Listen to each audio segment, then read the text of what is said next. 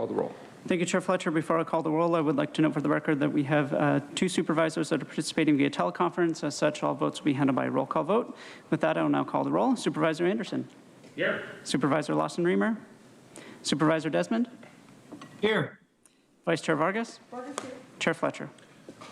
Fletcher here. First on the agenda is non-agendized public communication, an opportunity for the public to address the Board of Supervisors on matters within our jurisdiction, but are not on today's agenda. The only action the board may take is a referral to the Chief Administrative Officer. Reminder, according to Rule 4A, non-English speaking members of the public that require interpretation assistance will get twice the allotted time. In order to facilitate our meetings and get to our agendized content, we will have 5 speakers in person, 5 on phone if there are that many. The rest of non-agendized public communication will be heard at the close of today's meeting. I'll ask the clerk to call forward 5 in person and 5 phone speakers if there are. Thank you, Chair Fletcher. We have 15 requests to speak on matters not listed on the agenda, 2 in person and 13 by phone. We'll begin with the in-person speakers. If you've requested to speak by phone, please dial into the conference line now using the instructions that were provided to you. As your name is called, please come forward and line up under the east wall under the murals. I'd like to invite forward Audra Morgan and Katie Meyer. You'll have 2 minutes to address the board. I'll ask you to please state your name for the audio record.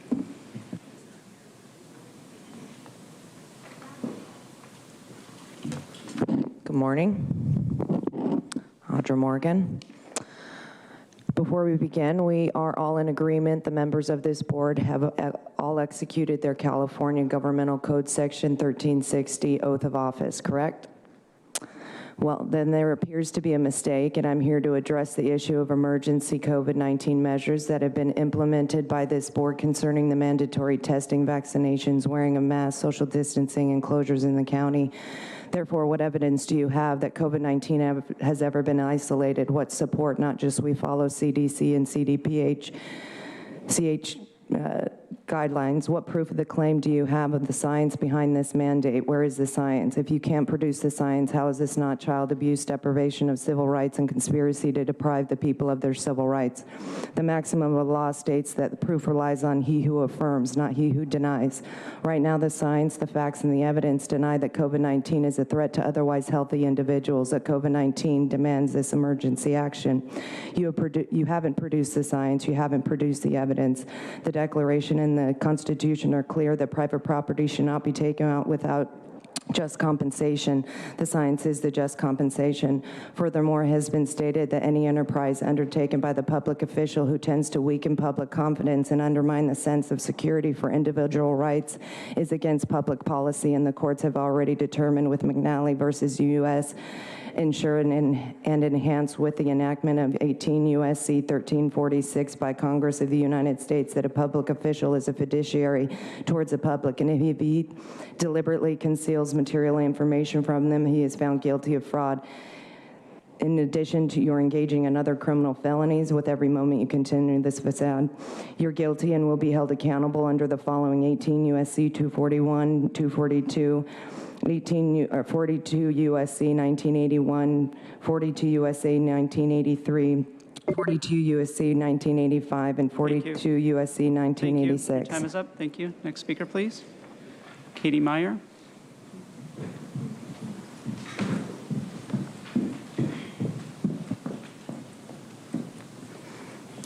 Good morning, board. My name is Katie Meyer. I live in Supervisor Fletcher's district, and I'm with San Diego 350. I'm here to talk about how the county must prioritize taking bold climate action. As a young person, I have long been terrified both of the effects I will personally experience, but the effects that future generations will long have to suffer. The climate crisis is here. We are already experiencing historic events like a drought, massive wildfires, deadly hurricanes, and other extreme weather. The recent IPCC report called this a code red for humanity if we do not take serious action now. Climate change threatens everything about life as we know it. Everything we love and care about is on the line. Lives are on the line. And that is why we demand the county take this crisis seriously and take action that meets the urgency of this crisis. The bold action needs to be in both the Climate Action Plan and the Regional Decarbonization Framework. In the decarbonization framework, we ask that the county stay true to its intention for this goal and be specific for how it will achieve zero carbon by 2035, and that this framework be a truly collaborative effort. We also ask that you revise the emissions reduction goal of the Climate Action Plan to zero carbon by 2035. Also, the county needs to center environmental justice issues in the communities that will be most impacted by the climate crisis. I appreciate your time, and I hope you all will consider bold climate action. Thank you all so much. Thank you. We'll now hear from those that requested to speak by phone. We'll be calling speakers by the last 4 digits of their phone number. You'll hear notification that your call has been unmuted. You will then need to press *6 to unmute your line. Each caller will be asked to state their name for the audio record. You'll have 2 minutes to address the board. Again, we'll be hearing from the first 5 callers. The remaining callers will be heard at the conclusion of today's session. I'll remind the callers that they should mute their TV or live video stream before they begin speaking. And if you could please identify the first caller. Our first caller is 7894. 7894, please press *6 to unmute. Hi, good morning. Can you hear me? Yes. Hi, thank you.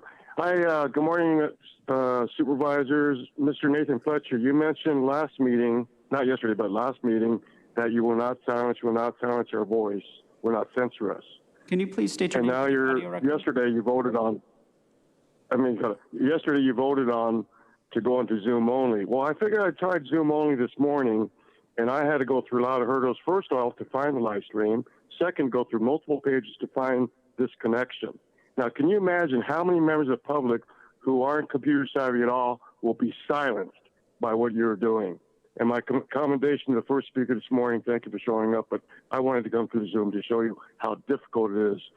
Sir, you are silencing the public. You're cutting out our First Amendment by going to Zoom only. There are many members of the public cannot speak and go through the Zoom. They need to speak in person.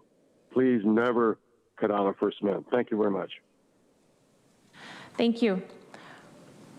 Our next speaker is 1925. 1925, please press *6 to unmute. Good morning, supervisors. My name is Rita Clement. I live in Nora Vargas's District 1. I'm a member of San Diego 350, which is part of the Green New Deal Alliance. Today I am speaking to urge you to vote yes on the Regional Transportation Plan. This plan is excellent, and it will help us meet our climate action goals and improve our air quality. We should start with the communities of concern and build faster and more effectively. Thank you for your time. Thank you. Our next caller is 0011. 0011. Please press *6 to unmute. Good morning. My name is Steve Gelb. I live in Supervisor Fletcher's district. I'm a volunteer with San Diego 350. I want to urge you to take bold action in response to the climate crisis. How bad could the future in San Diego be?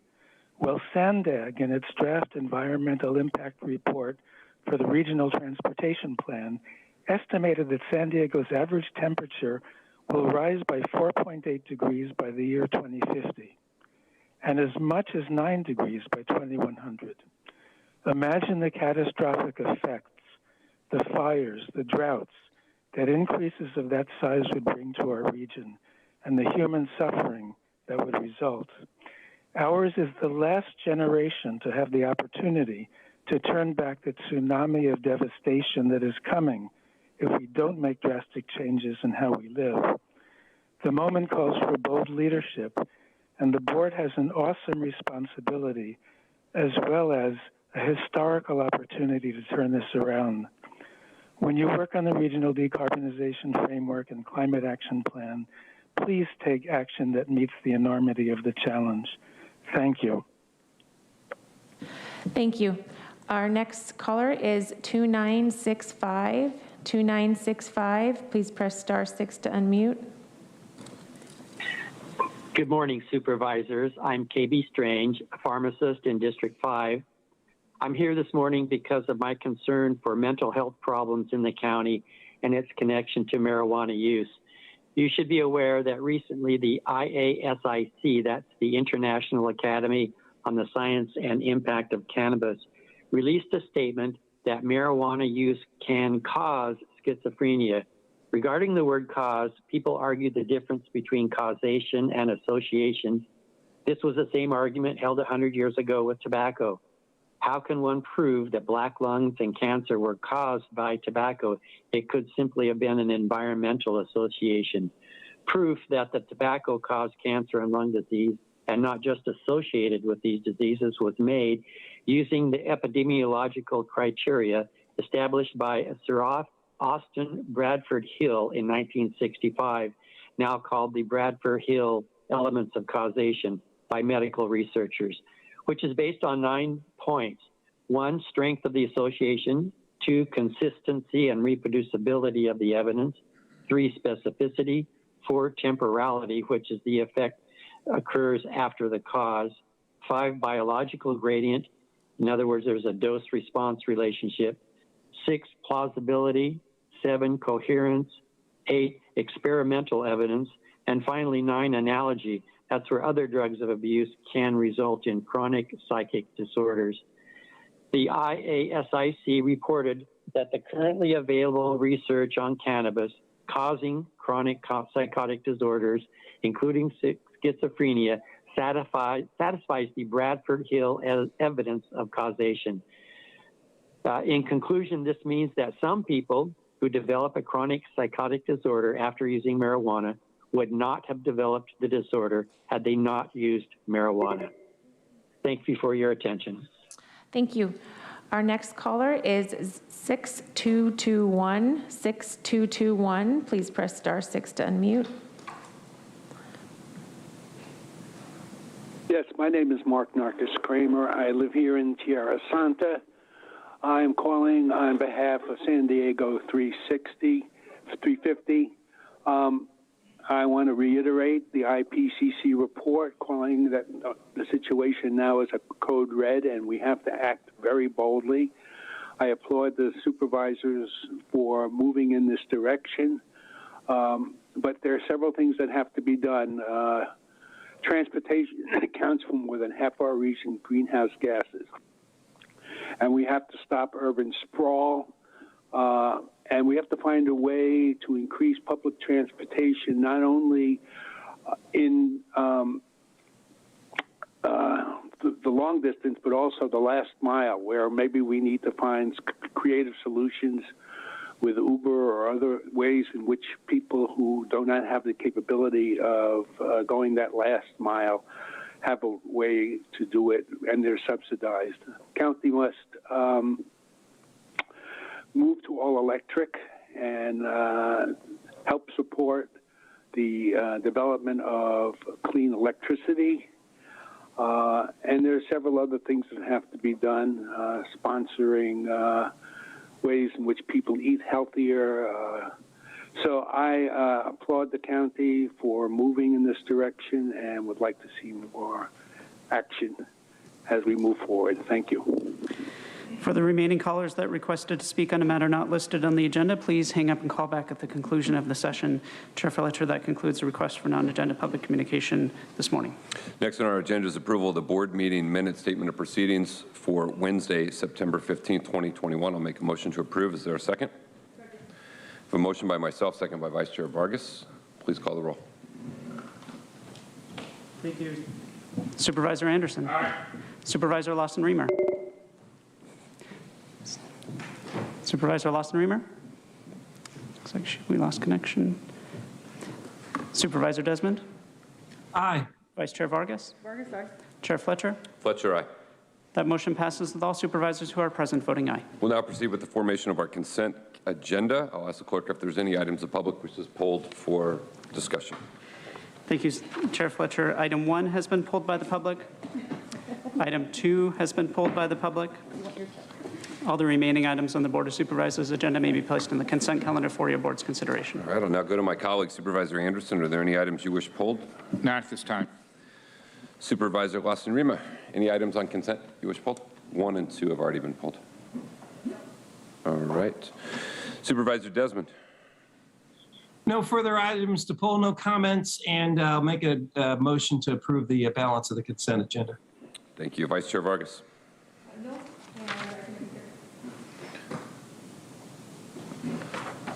All right. I don't have any items to pull. I do want to make brief remarks on item 6, the outdoor equity grant. I want to thank all of the staff for the work in getting us to this point. I know how important it is for San Diego residents to get outdoors, and if nothing, the pandemic has showed us how important our outdoor recreation space can be. But unfortunately, many youth are not able to access all the wonderful places San Diego has to offer. From issues of cost, gear, supplies, transportation, it can be very difficult to visit Vulcan Mountain, to go camping in Anza Borrego Desert State Park, or even visit Mission Beach. That's why I'm excited about the potential for this outdoor equity grant.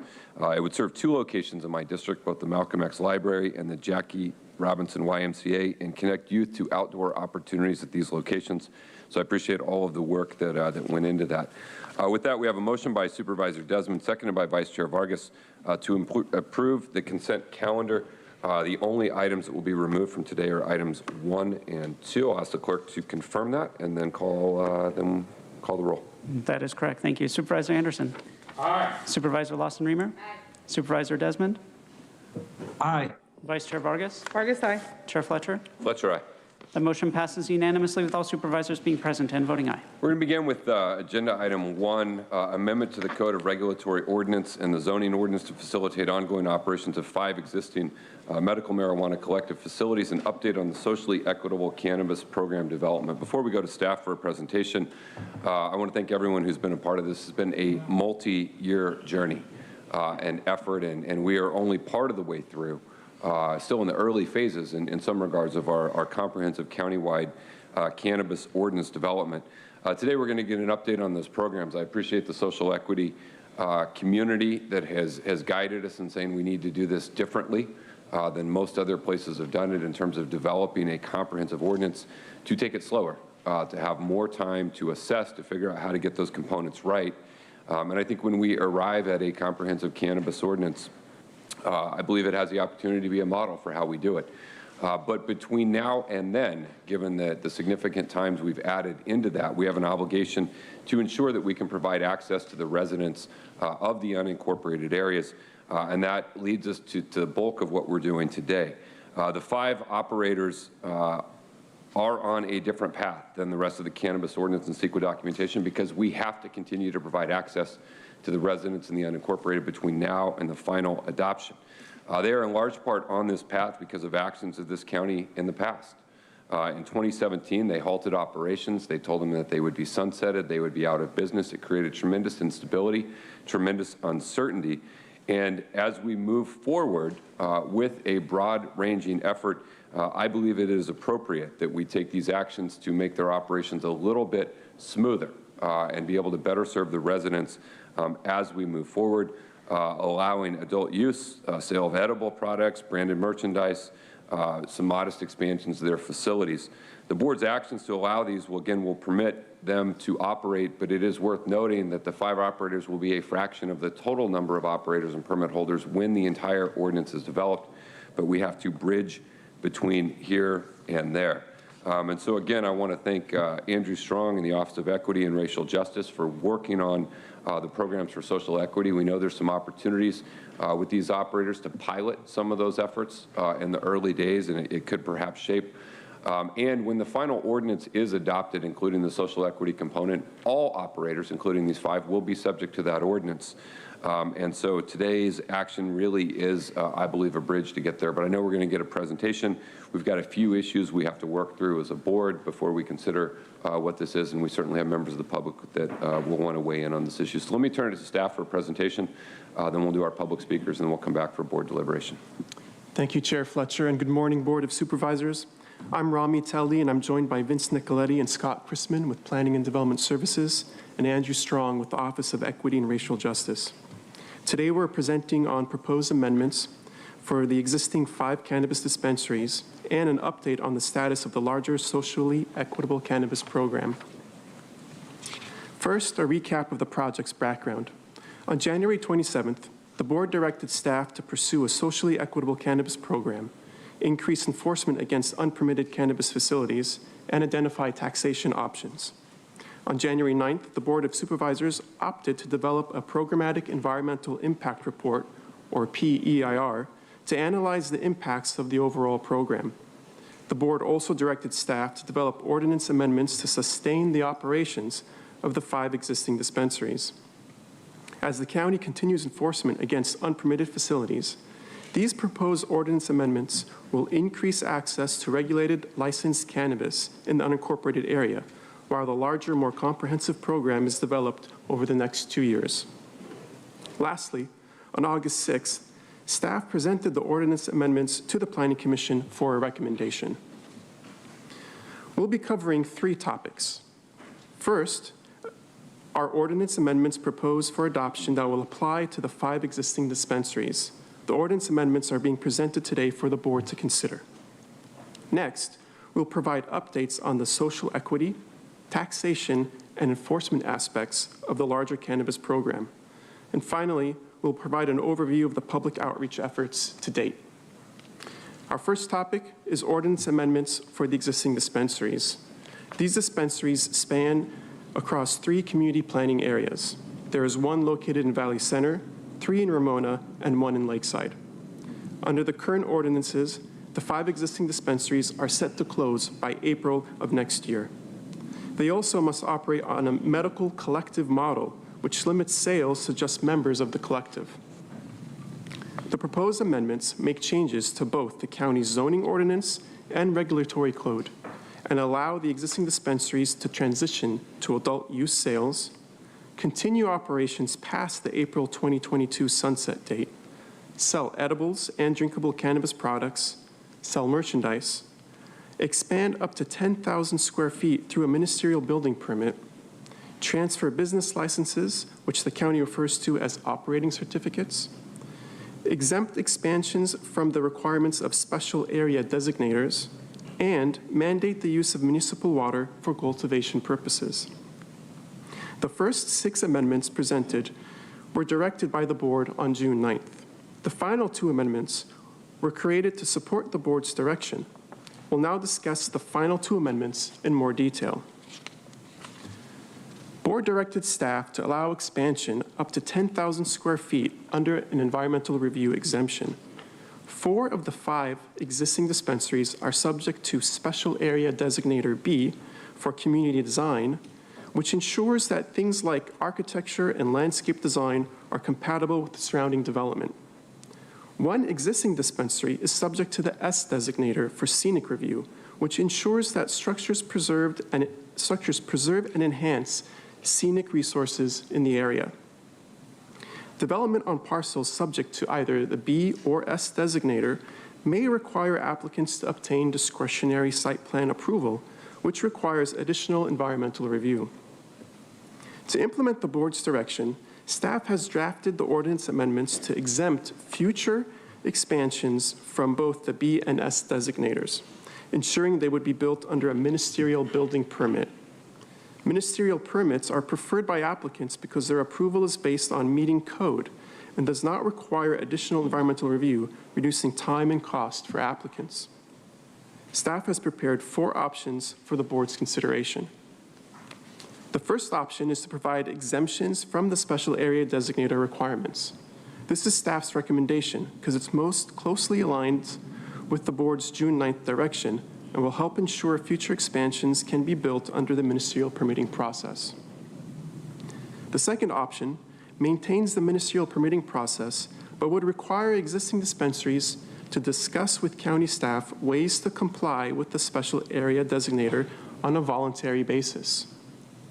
The third option would provide a pathway for the existing dispensaries to maintain the ministerial process by constructing their future expansions in accordance with the special area designator requirements. The county has design review checklists that identify how new buildings can be designed for compatibility with their community.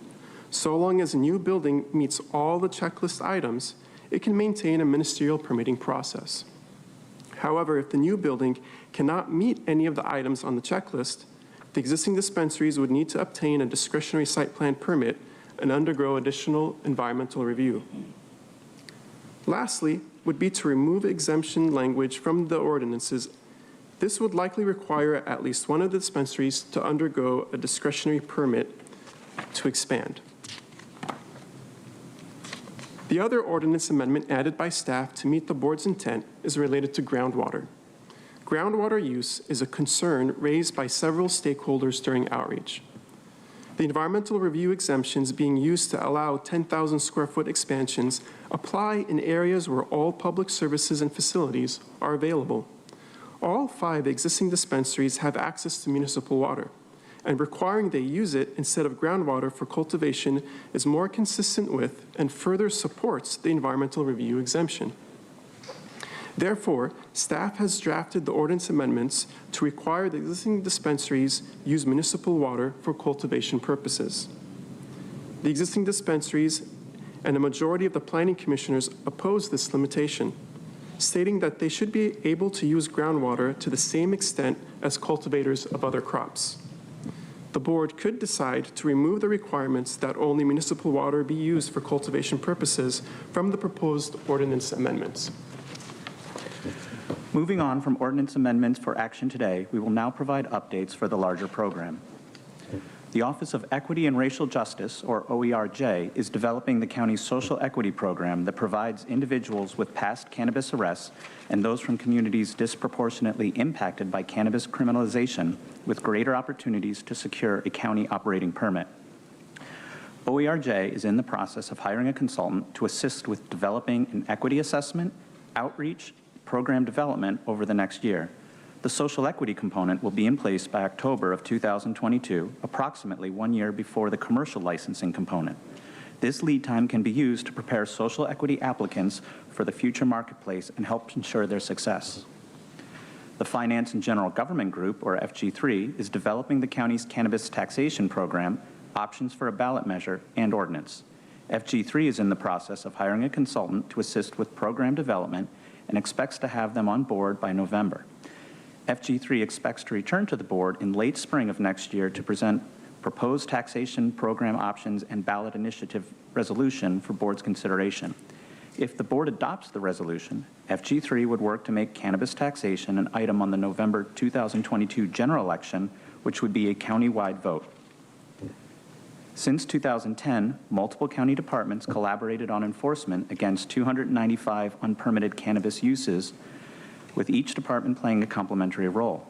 The Sheriff's Department, Planning and Development Services, County Council, and the District Attorney collaborate with the collective goal to close these facilities using both administrative and criminal processes. The Sheriff's Department addresses criminal aspects of unpermitted cannabis operations, and this year alone has served over 70 search warrants at unpermitted facilities. They've also created a cannabis enforcement team focusing on eliminating illicit cannabis in the San Diego County. PDS investigates violations of building and zoning codes. They assist in service of search warrants by the Sheriff's Department, documenting code violations for use and enforcement. They also respond to complaints of unpermitted dispensaries, cultivation, documenting violations and working with property owners to end the unpermitted uses. Looking ahead, the sheriff intends to present a new fee ordinance for the existing dispensaries early next year. Currently, the sheriff's fee ordinance only has a single annual fee and lacks the flexibility needed for operating certificate transfers being considered by the board today. FG3 and OERJ will continue development of their taxation and social equity programs over the coming year, and if approved by the board, will implement their programs toward the end of 2022. For the taxation ballot measure, the information must be sent to the Register of Voters on or before August 12th, 88 days before the November election. Over the next several years, PDS will be developing land use ordinances and the resources needed to successfully implement commercial cannabis permitting in the unincorporated region. At the same time, we will undertake a comprehensive environmental review to ensure impacts of the future program are thoroughly analyzed. If the program is approved by the board, the county could begin accepting applications by the end of 2023. Departments working on the social equity cannabis program will continue to provide updates to the board as we return to present different options, different components for approval. We will now discuss our outreach efforts and provide a summary of feedback collected during those meetings. Since beginning work in January, staff has held over 50 meetings with a variety of stakeholders in social equity, labor, public health, and industry. Staff has presented at 4 Community Planning and Sponsor Group, or CPSG, chairs meetings where all CPSGs were invited to attend. We've also participated in 19 CPSG meetings with 12 different groups. Lastly, staff provided 2 public webinars that were attended by over 50 people. Some of the comments we heard during our outreach include social equity stakeholders, such as the Cannabis Stakeholders Group, suggested that the 5 existing dispensaries should contribute to social equity as they expand into adult use, and that any equity commitments should apply to new owners if the transfer of operating certificates is approved. Staff has discussed this with the existing dispensary representatives who are exploring mentorship, job placement, and internship opportunities while OERJ develops the social equity program over the next year. Public health stakeholders, such as the Health and Human Service Agency and the Marijuana Prevention Initiative, raise concerns that high-potency cannabis products can impact mental health, especially for still developing brains, and that increasing availability will normalize cannabis use among teenagers. They also raise concerns about secondhand smoke effects on workers in consumption lounges, which are not currently allowed by the county's ordinances, but may be available when the larger program is established in several years. Over the coming months, staff will be investigating ways to educate consumers on the health impacts of cannabis, including interactions with medical prescriptions and other substances. Staff will also be exploring the possibility of increasing setbacks to youth centers from 600 to 1,000 feet, researching the relationship between cannabis use and mental health, and investigating options to reduce secondhand smoke issues in consumption lounges. CPSG members raised concerns about drugged driving and on-site consumption. The unincorporated region has dark, windy roads and lacks ride-sharing programs that incorporated areas enjoy, which could lead to increased numbers of impaired drivers. Additionally, there currently is no widely accepted breathalyzer test for drugged driving, as there is with drunk driving. Staff will be investigating the state-of-the-art in impairment identification, such as drug recognition expert training, as the larger program is developed. CPSG members raised concerns about impacts to groundwater from cultivation. The ordinance amendments presented today mandate that the existing dispensaries use municipal water for cultivation. Additionally, groundwater impacts and mitigation measures for the larger program will be studied as part of the environmental impact report being developed over the coming 2 years. Environmental stakeholders, such as the Endangered Habitats League, stated that unpermitted operations damage the environment because of unregulated business practices such as pesticide use and excessive water use. Both the Sheriff's Department and PDS have increased enforcement against unpermitted facilities this year, and staff will continue to identify and mitigate environmental impacts in developing the Environmental Impact Report. Youth advocacy groups such as Grossmont Union High School District and Social Advocates for Youth want future tax revenue to be dedicated to drug prevention and youth programs. FG3 is developing taxation options for the board's future consideration that could generate revenue for the board to allocate to youth and drug prevention programs. Labor stakeholders, such as the United Food and Commercial Workers International Union, want workers' rights to be protected as large operators consolidate the industry, and that the county not reduce worker protections for smaller or equity operators. As staff develops the ordinances, we will be drafting provisions that require labor peace agreements after the 10th employee. Industry stakeholders, such as Americans for Safe Access and the National Cannabis Industry Association, discussed the need for alternative consumption options and access to licensed cannabis for people that use cannabis for both medicinal and recreational purposes. The ordinance amendments presented for consideration today will increase access to regulated cannabis products, including edibles, to patients and recreational users alike. In conclusion, staff recommends the board find the proposed project is exempt from CEQA and adopt the proposed ordinance amendments that allow the existing dispensaries to conduct adult use sales, operate beyond the sunset date, sell edibles, sell branded merchandise, expand up to 10,000 square feet with a ministerial permit, and transfer operating certificates. This concludes staff's presentation. We are available to answer any questions you may have. Thank you for the presentation and all the work that has gone into this. Let me ask the clerk to call forward our public speakers on this item. Thank you, Chair Fletcher. We have 32 requests to speak on this item, 8 in person and 24 requesting to speak by phone. Also note for the record that we received 15 e-comments on this item, 1 in favor, 11 in opposition. Any members of the public that requested to speak by phone on this item, please dial into the conference line now using the instructions that were provided to you. We'll begin with the in-person speakers, and we'll begin with those that are in favor of this item. We'll be calling you in groups of 5. As your name is called, please come forward and stand against the east wall under the murals until it is your turn to speak. I'd like to invite forward the following individuals: Casey Lynch, Audra Morgan, Jim Whalen, Lincoln Fish, and Ren Bowden. You'll have 2 minutes to address the board. I'll ask you to please state your name for the audio record. All right, 2 minutes. My name is Casey Lynch. I'm with the Ramona Community Planning Group. I'm speaking on behalf of the planning group today.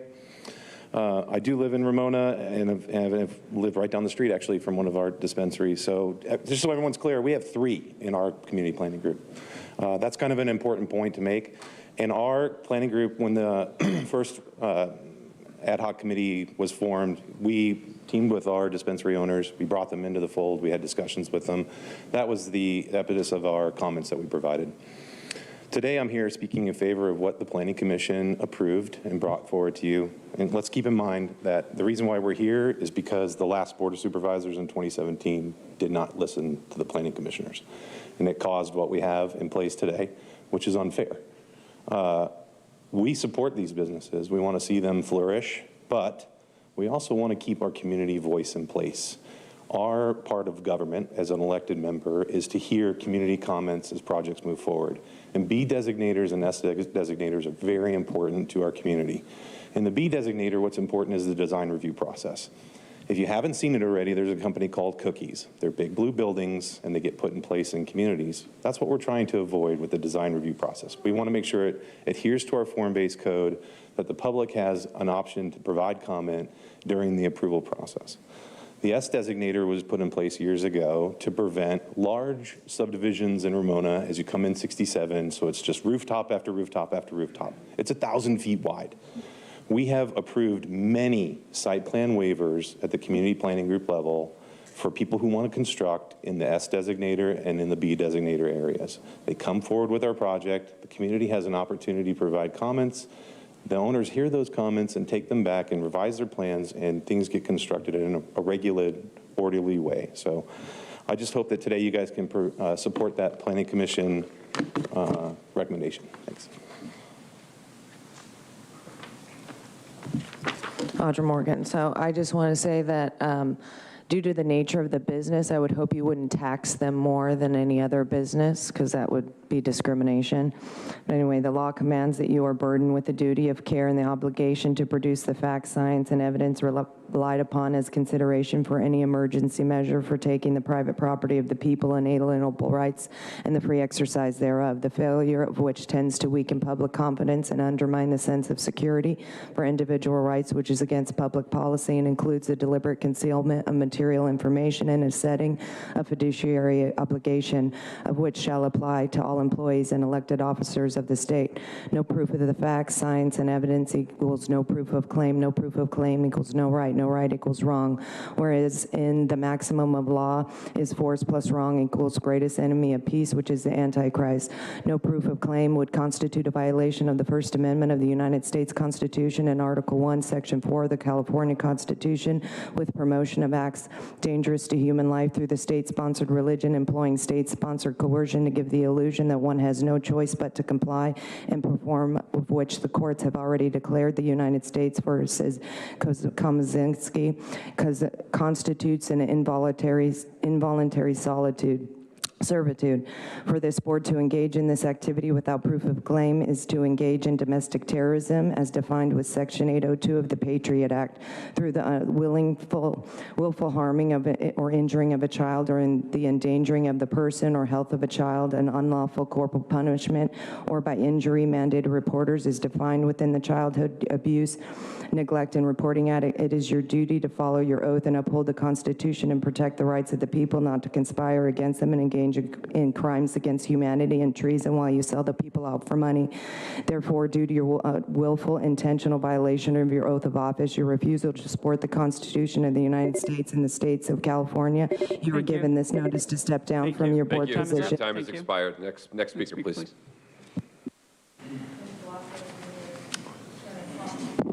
Good morning, Chair Fletcher, members of the Board of Supervisors. Jim Whalen, J. Whalen Associates, 2851 Camino del Rio South. I'll try and be quick. I am an ex officio member of the Cannabis Stakeholders Group because social equity is kind of a thread through our business, not just here, but our solar projects, real estate development. It's a thing we need. So I support in general where they're trying to go. I also want to thank staff, and I generally support the recommendations they're making to the board and urge your support today. The only question I have is there a way we can possibly incorporate some of the social equity measures being contemplated today in the action going forward without stopping it? And that's the only request I have, and thank you very much for your time. As the next speaker is coming forward, I'll invite the remaining speakers in favor, Cynthia Morgan Reed and Dallin Young. Good morning, Supervisors. My name is Lincoln Fish. I'm the CEO of Outcode Labs. We're very happy to be here today. I think you all know what we've been through to get here, all the frankly broken promises and attempts by your predecessors to effectively drive us out of business, and mainly for personal bias. It's been a long and painful, financially painful road. If you adopt these recommendations, I think we can do great things. We can certainly do great things for our community, which brings us to the discussion of social equity. We're huge proponents of what's going on with the social equity piece.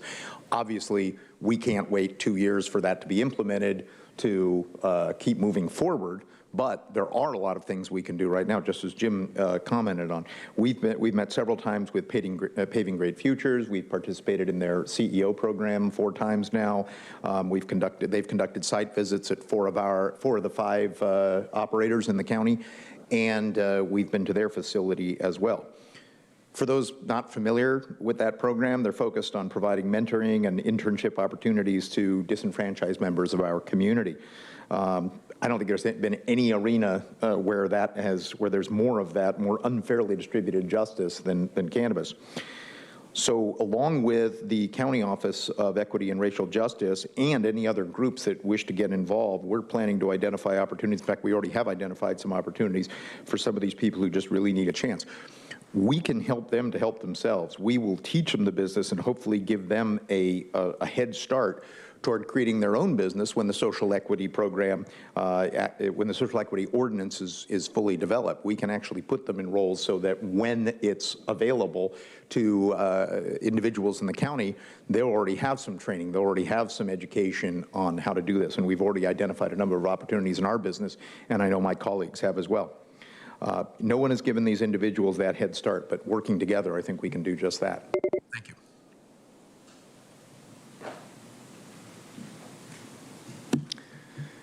Hello, Chairman Fletcher, Honorable Board. My name is Ren Bowden, and I'm a partner in Jack's Cannabis in Ramona. I'm very proud of the work that we have done thus far to serve our community around us. Our loyal patients are as diverse as the community that surrounds us. We have built a very strong relationship with the community leaders in Ramona, and we pledge to continue this work. Any new development or work on the property, we will be working directly with the Ramona Planning Group as we have in the past.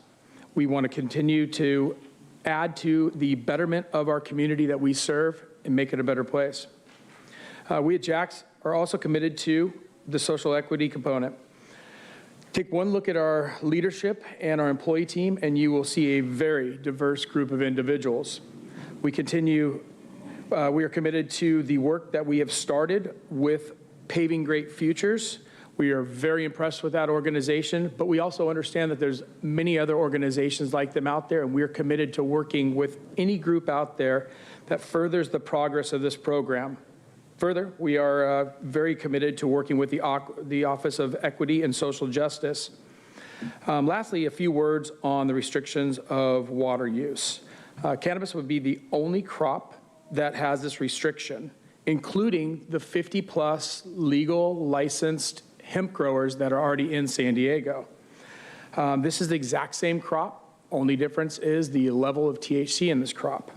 But once again, further, our indoor grows use less than 30% of the outdoor counterparts. So the impact would be very minimal. We recapture as much water as possible. Thank you so much for your consideration. I appreciate all the work.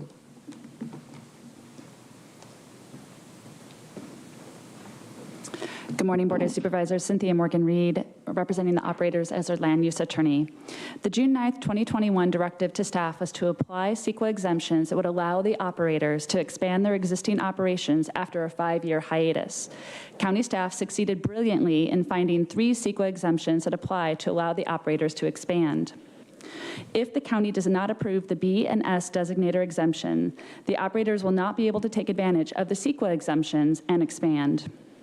B and S designators often require discretionary permits and additional environmental review. The operators would be required to comply with community design review area regulations and the design review checklists. Both design regulations contain subjective elements, such as whether an addition blends architecturally with the existing building, and even objective design elements like the removal of trees of a certain size, which would easily subject the operators to a full discretionary permit and eviscerate their CEQA exempt status. Design review checklist for Ramona, for example, is 123 different items. Checking even one of those boxes will throw an operator into a discretionary review process. When a project is CEQA exempt, as these operators' expansions are, there should be no requirement to comply with the design review process that may result in the loss of the exemptions. Furthermore, staff advised the operators that option 3 would not apply for S designator properties. The county doesn't allow such a process to apply to S designators. One of the operators has an S designation and therefore would not be eligible for option 3. The operators have always advocated policy positions that benefit all of the operators. Therefore, the operators are not supportive of option 3. We urge you to please retain the original directive from June, which supports the operators' expansions by exempting the operators from the B and S designator process. In conclusion, the operators qualify for CEQA exemptions that will allow them to appropriately expand their facilities. Please support option 1. Thank you. Before the next speaker begins, I'd like to invite our speaker in opposition to this item in person, Dan Nearings. Good morning, Honorable Board of Supervisors. My name is Dallin Young, and I am with Blue Water Government Affairs here today representing the 5 current license holders operating in unincorporated areas of the county.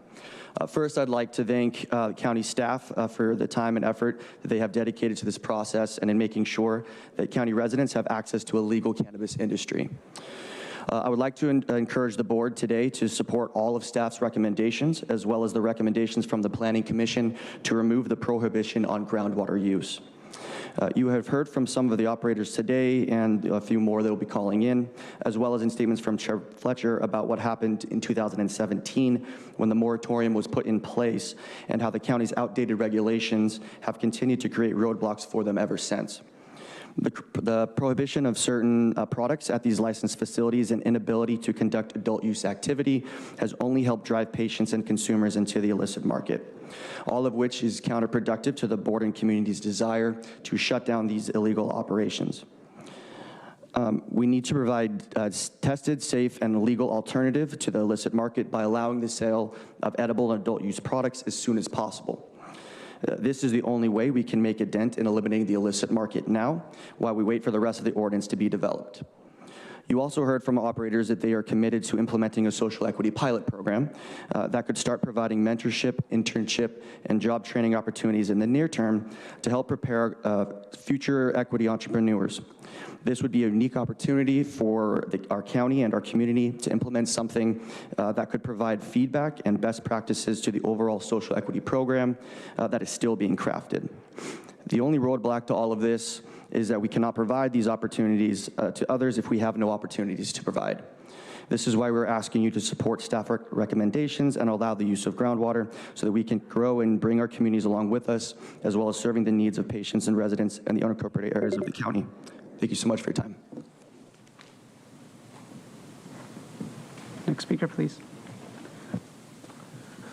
Good morning, Supervisor. My name is Dan Nearings. I'm the chair of the Hamul Del Sur Community Planning Group. And we have the following comments. Our planning group met just on the 28th and voted to conditionally support staff's recommendations for items 1, 5, and 8. As for the proposed amendment item number 1, the planning group would support the existing 5 medical dispensaries to continue to operate only as medical dispensaries. As for proposed amendment 5, the support is to allow the sale, transfer, and operating permit to persons who meet the qualifications required of the initial permit holder. As for proposed item number 8, the planning group supports the non-use of groundwater and has no other comments on that. The following comments pertain to the remaining proposed amendments 2, 3, 4, 6, and 7. Proposed item 2 is strongly opposed as it permits non-medical sales without an established zoning requirement to regulate the adult recreational sale. Proposed items number 3 and 4 are strongly opposed as they deny public and planning group review and comment. Also, it gives inappropriate, if not illegal, preference to treatment to the existing dispensaries. Excuse me. Proposed item 6 is strongly opposed as it permits non-medical sales of recreational cannabis without an established zoning requirement to regulate the adult recreational sales. Proposed item number 7 is most strongly opposed as it will promote cannabis use to minors at or near schools and other such venues. This also permits an activity for which no current zoning regulation exists. Finally, Proposition 64 calls out the right of the local citizens to approve or disapprove the sale of recreational cannabis. In the unincorporated county, the boundaries of the planning and sponsor groups clearly identify local boundaries and should be used to allow the local citizens the right to vote on this issue. The question is why has staff, the Planning Commission, and to date the Board of Supervisors and County Council have chosen to ignore the fact that the citizens in the locality have the right to either approve or disapprove. Thank you very much. We'll now hear from those that requested to speak by phone. We'll be calling speakers by the last 4 digits of their phone number. You'll hear a notification that your call has been unmuted. You will then need to press *6 to unmute your line. We'll ask you to please state your name for the audio record, and I'll remind the callers that they should mute their TV or live video stream before they begin speaking. And if you could please identify the first caller. Our first caller is 7613. 7613, please press *6 to unmute.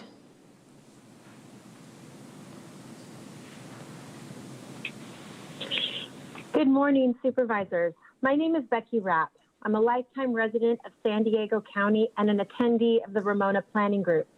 I find it difficult to believe that the county would consider giving any business special treatment, allowing for several sections of the zoning ordinance and the Code of Regulatory Ordinance to be changed, all for the benefit of 5 businesses that sell a product known to cause addiction and intoxication. The most glaring of these proposed changes is allowing for building alterations and expansions up to 10,000 square feet through a ministerial building permit process. No other business has been granted this type of privilege. 10,000 square feet is an immense amount of space, especially when you consider that these 5 businesses are currently operating with roughly 1,000 square feet. What could they possibly need all that space for? Not only are you considering approval of an immense amount of property expansion, but permitting the expansion under a ministerial building permit process. No other business has been granted this sort of preferential treatment. This will remove all oversight and accountability local planning groups provide. I attended the Planning Commission meeting on August 6th and was pleased with what the commissioners had to say regarding this issue. Commissioner Barnhart stated, if they want to expand, they should get in line like everyone else with no special concessions. And Commissioner Edwards asked the question, are we setting precedents for other marijuana businesses in the future? Commissioner Edwards also compared a marijuana dispensary to a yarn store. stating that a yarn store would have to go through a more rigorous permitting process, such as a discretionary permit, than a marijuana dispensary. Today, I ask you to consider how this potential special treatment of marijuana dispensaries is equitable. Why aren't they required to play on the same fair playing field as every other business? Thank you. Thank you. Our next caller is 8923. 8923, please press star 6 to unmute. 8923, please press star 6 to unmute. Hi, I am Janet Mulder, and I have been an elected member of the Honolulu Community Planning Group, but today I'm speaking as an individual, reminding you that Proposition 64, Section 2, Paragraph E states in part, quotes, allowing local governments to regulate marijuana-related activities and to ban marijuana businesses by a vote of the people within a locality. You know, this means that the people can ban the sales of cannabis in their area. Our planning group voted unanimously to urge the county to follow the guidelines of Proposition 64 and allow a vote of the communities involved to choose as to whether or not they wanted to allow recreational cannabis sales in their areas. I did not see this in the county staff's report, nor an explanation as to why they are recommending that this requirement in Proposition 64 is being ignored. Isn't this something that should be addressed? Our planning group, like many of the others, have had lots of input from our communities regarding this proposal. It's a bit disconcerting that there seems to be a lack of controls. This cannabis proposal zoning seems to be inevitable, and we would urge that controls be put in it to address our concerns as to where they would be located, as well as regulations regarding size, cutting back on the 10,000 square foot expansion and requiring stronger than a ministerial review, please. We could suggest that if they continue with this ill-advised plan, they need to at least limit the possible locations to industrial use areas in which to locate, thereby decreasing the possibility of being in close proximity to schools and other areas where young people gather. When reading and hearing the staff recommendation, it's important to note that the fact that regardless of the unanimous opinions of the community planning groups who represent the people and hear from them with much more regularity and clarity, and all voice strong objections, the county staff has made these recommendations. Thank you. Next caller, please. Our next caller is 7894. 7894, please press star 6 to unmute. Hi, good morning. Can you hear me? Yes. Thank you. Yeah, there's a concern here when the government sanctions cannabis dispensaries. First off, it's unfair to business. Cannabis shop with higher tax and sequel exemption will win a bid over non-sequel exemption, say a hair salon or independent restaurant. Sir, they have an unequal chance of winning the bid. Can you please state your name for the audio record? Oh, I'm sorry. I said it again. My name's Alan. So going back, so here are these independent restaurants. There's no way they're going to win a bid when the city's going to gain so much more tax revenue from the cannabis shop. So that's unfair to all business with the sequel exemption. Now, it's also unfair to the consumer when you have any product targeted higher tax. That is wrong. Any higher tax given to the reason given because, say, it's a high crime issue, then perhaps that cannabis shop should not be allowed. Excuse a higher tax for any business up to offset costs of the city will lead to unfair extra tax to any business. It basically is unfair to any further business. Locally, I observed a non-licensed dispensary with no schools nearby confrontation. The city police squad has a huge forklift, larger than their SUV parked out in front, getting ready to tear up the front of the house. Two sides of the issue here. Yes, it was illegal that they're not paying the 5-time tax revenue, and that's why they're getting ready to tear down the front door. But then it's hypocrisy when our government is utilizing our fantastic police, taken away from their other duties to enforce this thing. Our government is now becoming the cartel. How many millions of tax revenues is the city pocketing while society dumbs down, causing more jobs loss and more people getting on welfare? Please stop this. Thank you. Thank you. Our next speaker is 0706. 0706, please press star 6 to unmute. Hi, thank you. This is Terry Best. and I am getting my document up here. Terry Best, D4. Thank you for taking up this issue. San Diego County rural cannabis patients have been without ingestible cannabis medicine for too long. Ingestible means lozenges and tinctures, as well as the foods that the state will allow. These are not available to San Diego rural cannabis patients. In June, the supervisors agreed to allow patients to purchase their medicine in edible form.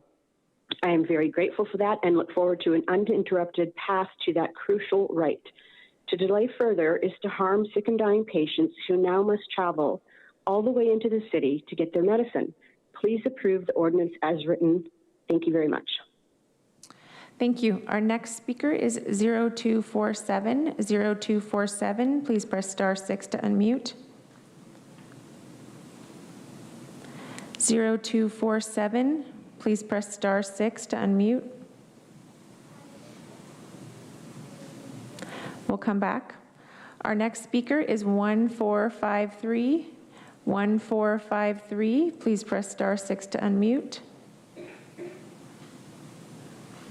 1453, please press star 6 to unmute.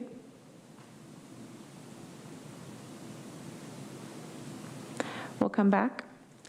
Our next speaker is 1223. 1223, please press star 6 to unmute. 1223, please press star 6 to unmute.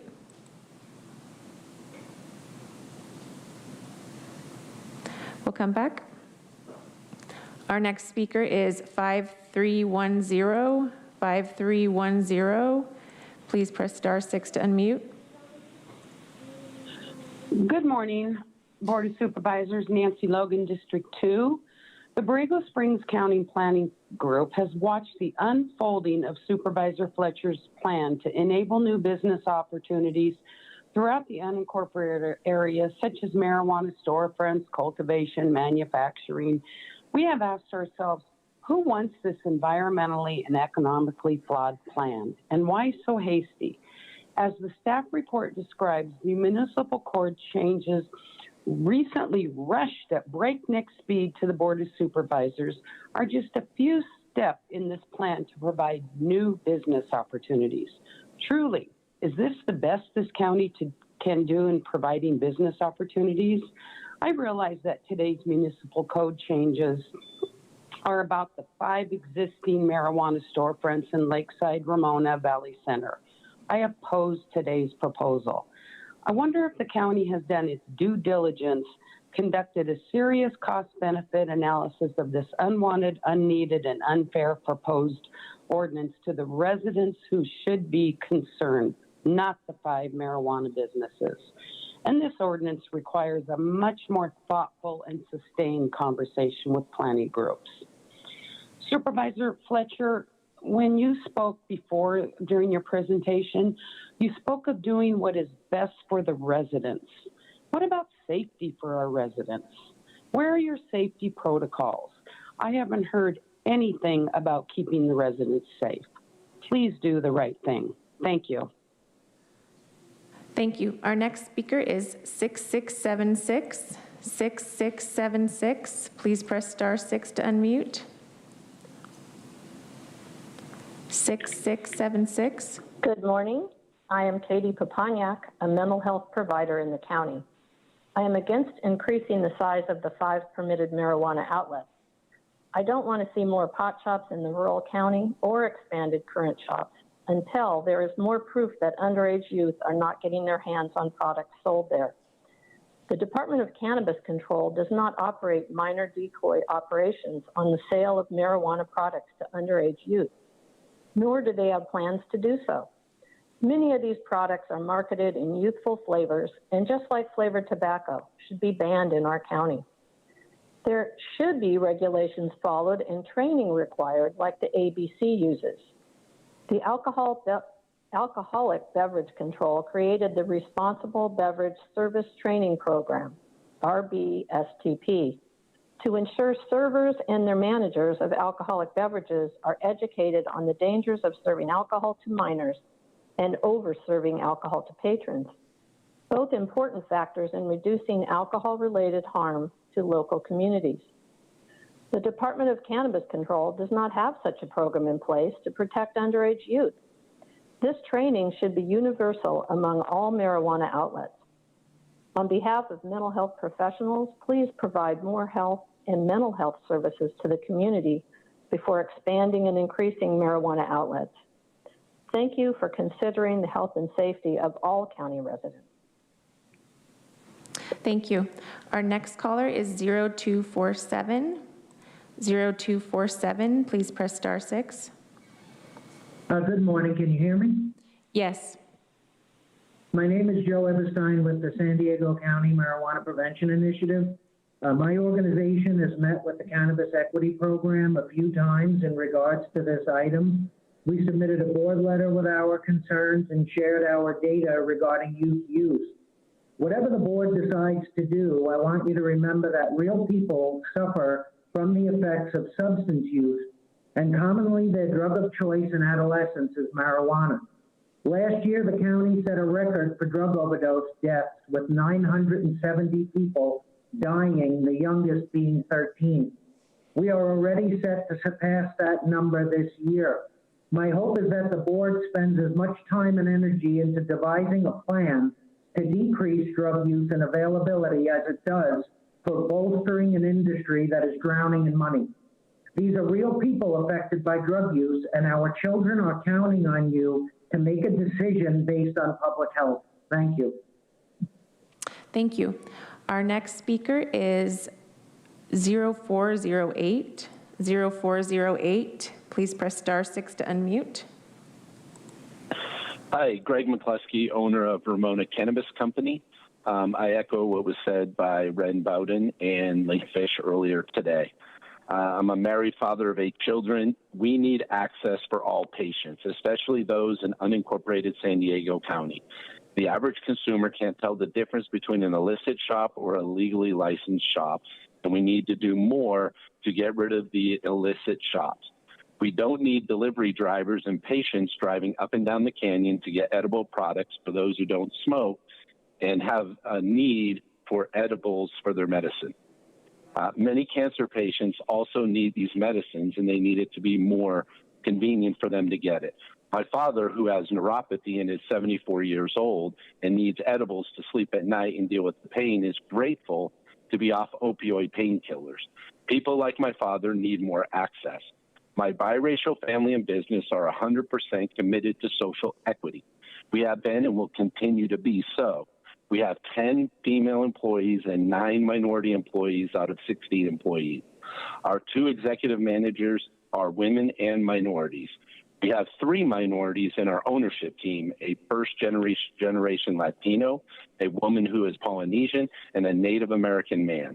We will continue working with the different social equity groups of San Diego County, such as the Office of Equity and Social Justice, headed by Andrew Strong, Paving Great Futures, and any other group who has a need of our services. We will continue to give of our time, talents, and means to further the cause of those from underserved communities. We are always happy and committed to work with the Ramona Planning Group on any expansion needs for our business, and I've had a fantastic relationship with them and open communication for years.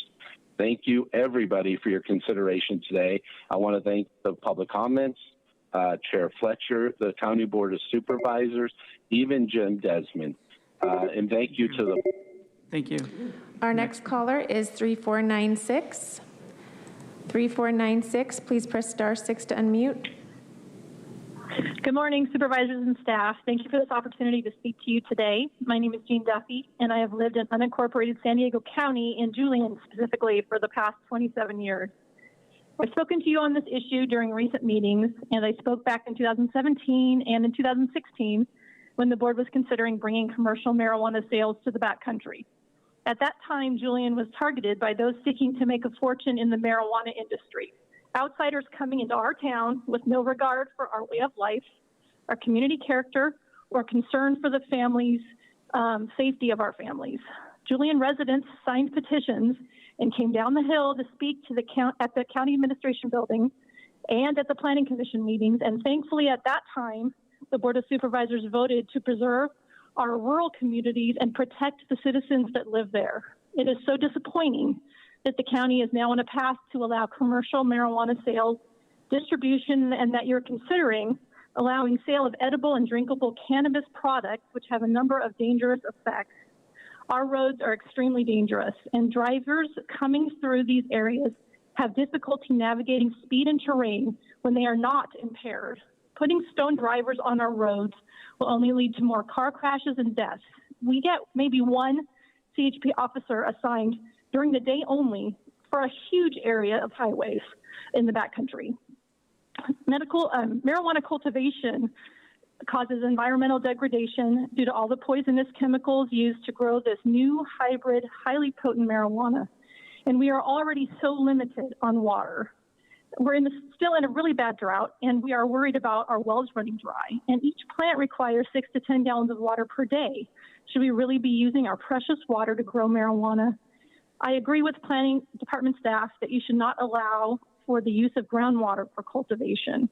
As county supervisors, it is your duty to understand the issues facing the development of our communities, to research, evaluate. Thank you. Thank you. Our next speaker is 4592. 4592, please press *6 to unmute.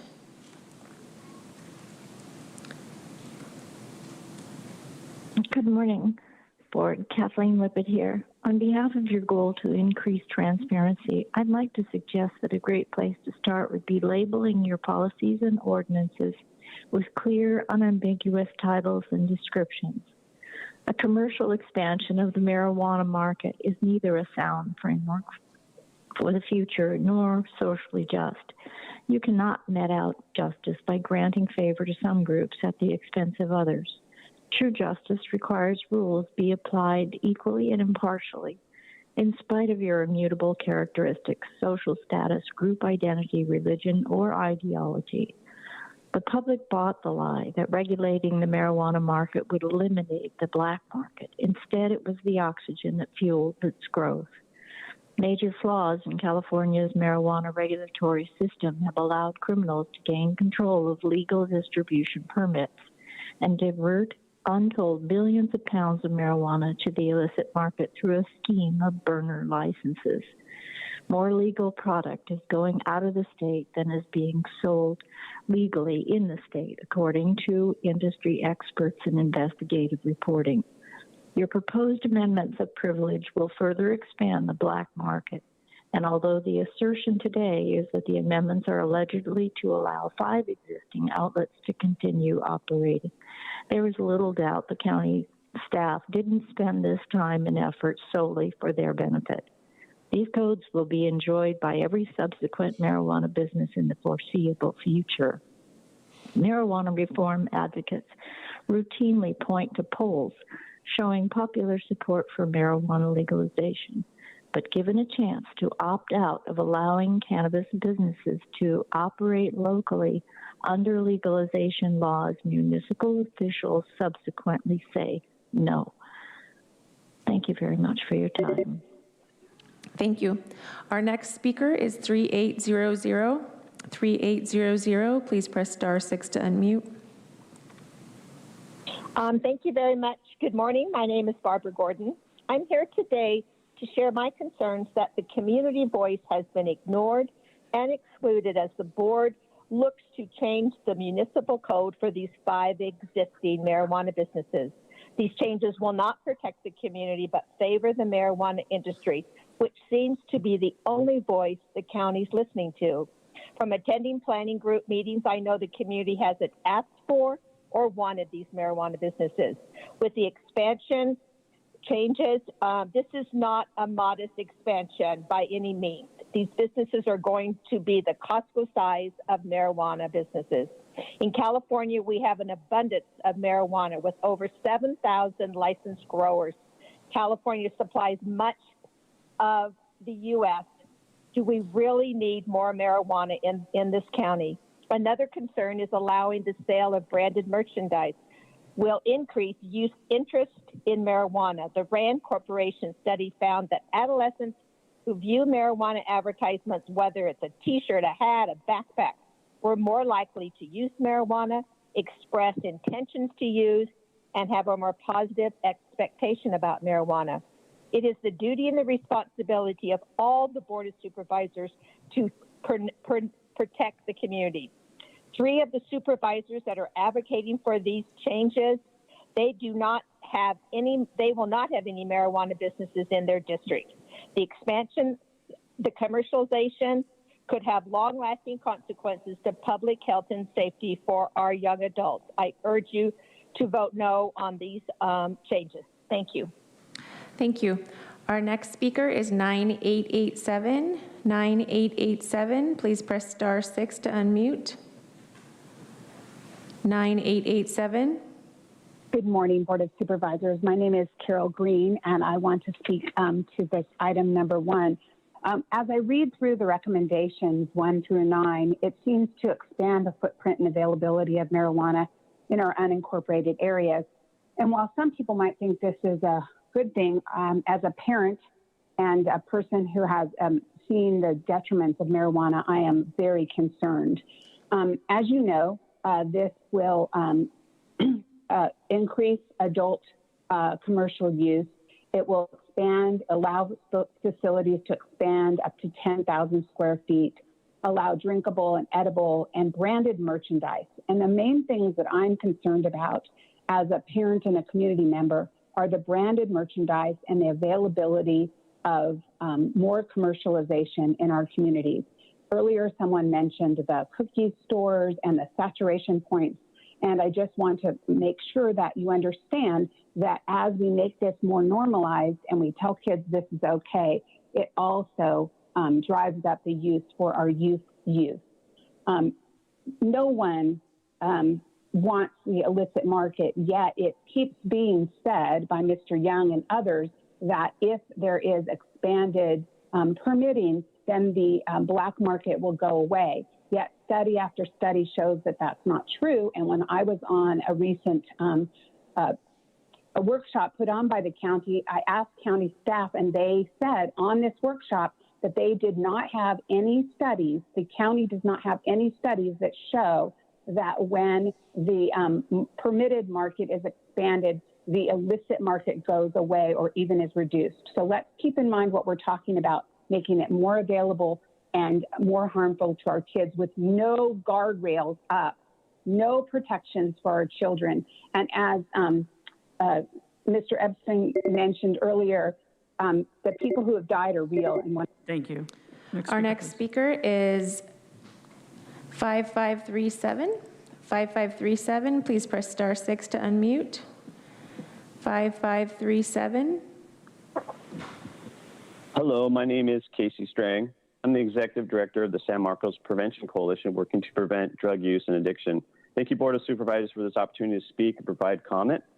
Our coalition is concerned that this item proposes to allow current and future marijuana stores to sell flavored marijuana products and edibles that are attractive and appealing to our youth, but the county banned flavored tobacco products. A glaring public health policy contradiction. We hope you have noticed it too. Flavored tobacco is harmful, yet flavored marijuana is fine. Surely you see this inconsistency. The county's banning of flavored tobacco products was done because the flavoring and the bright, attractive packaging was too enticing to our youth. We needed to protect them from an industry who was preying on them. That was the message that the public got. Flavors hook kids. It was clear and it was correct. This was a great public health policy. So what has changed? Are flavored drugs now okay? The county does not allow flavored THC marijuana products like chips, cookies, sodas, and gummy bears because they know these products are appealing to our youth. They knew these products have high THC levels. The higher the THC, the higher the addictive nature and the damage to developing brains. There's clear science connecting high-potency THC and marijuana products in psychosis. Last year, the Journal of American Medicine concluded that high-potency THC products and edibles were associated with a significant increase in addiction and mental health disorders. We understand the marijuana industry is pressuring you to allow flavored marijuana products. These edible products are potent, they're popular, and they make a lot of money for the industry. We understand and we get that. We are concerned about the contradiction that flavored tobacco is harmful, yet flavored marijuana is fine. We are concerned that this decision will not be based on our public's health. Let's put public health above industry profits. Please remember, flavored drugs hook kids, regardless of the drug. Thank you. Our next caller is 7159. 7159, please press star 6 to unmute. 7159. Good morning, Board of Supervisors. My name is Mark Wilcox, father, grandfather, and very concerned citizen and 35-year resident. I've given a lot of contemplation to the prospect of enabling and enlarging marijuana businesses in our unincorporated areas through county municipal code changes. The county staff has spent an inordinate amount of time on these county municipal code changes and attending some of the planning groups to explain. And there were far more questions and frustrations than answers at those planning group meetings. I appreciated Supervisor Desmond's request in August to receive more information regarding mental health outcomes, especially for youth as a result of the COVID epidemic. So thanks to a partial report at yesterday's Board of Supervisors under item 10. For parents, death by suicide and suicidal ideation has become a far too prevalent an experience over the last 18 months, often exacerbated by marijuana use. So I've asked myself and my friends and planning group members of the many concerns that the unincorporated residents have, is this the best way we want our county to spend its staff and time and county resources, enabling more marijuana businesses versus seeking solutions for the mental health crises in the county? Rather than creating more problems with more marijuana businesses, let's seek solutions for the mental health crisis in our county. Thank you. Thank you. Our next caller is 7277. 7277, please press star 6 to unmute. 7277. Good morning. My name is Diane Grace. As a mother and grandmother, I come here today to address changes to the Board of Supervisors Municipal Code, changes that will greatly increase the marijuana business presence in San Diego County. My greatest concern is in regard to the sales of edible and drinkable cannabis products, recommendation 3 on the list of suggested municipal code changes. Edibles are quickly increasing in popularity, and many people are not aware of the significant dangers and health risks associated with them. They may look like candy, cookies, or brownies, but can contain up to 10 milligrams of THC, the chemical component of cannabis that causes the high. Edibles are totally unregulated with no caps on the THC limit in each product. The effects of edibles can last much longer than smoking marijuana, and more so if it is consumed with other drugs and alcohol. Calls to poison centers are on an uptick, with calls coming in for kids under age 12 who have eaten cannabis products, jumping 1,600% between 2016 and 2020. San Diego County Hospital data shows an average of 29 marijuana-related emergency room admissions daily. Consuming edibles and cannabis drinks are a recipe for disaster. So I ask you to please consider the youth of our county and keep them safe from cannabis products by recommending a THC cap for edibles and drinking marijuana products. Thank you. Thank you. Our next speaker is 6598. 6598, please press star 6 to unmute. 6598, please press star 6 to unmute. We'll come back. Our next caller is 6366. 6366, please press star 6 to unmute. Good morning. My name is Andrea St. Julian, and I am the facilitator of the San Diego County Cannabis Stakeholders Group, also known as CSG. For the past 10 months, this board has professed support of cannabis social equity. A review of the proposed ordinance shows the hollow nature of these words. In this regard, the proposed ordinance expands the operator's licenses without mentioning social equity even once. In other words, there is nothing in the ordinance requiring any type of support of social equity. Despite what I believe are good intentions, this board is in fact committing a classic bait and switch often perpetrated against the disenfranchised and people of color. This county has talked the game of social equity, but in the end, this ordinance, as proposed, gives the 5 county operators a boondoggle at the expense of social equity. In effect, this board will have used the needs of social equity applicants to promote established, moneyed interests at the expense of those who suffered the most from the war on cannabis. The operators have today claimed that they support social equity, yet they oppose putting any social equity requirements in the proposed ordinance. The problem is a promise to do something in the future if you want and when you want is no promise at all. If the operators are sincere about supporting social equity, then let's put it in writing.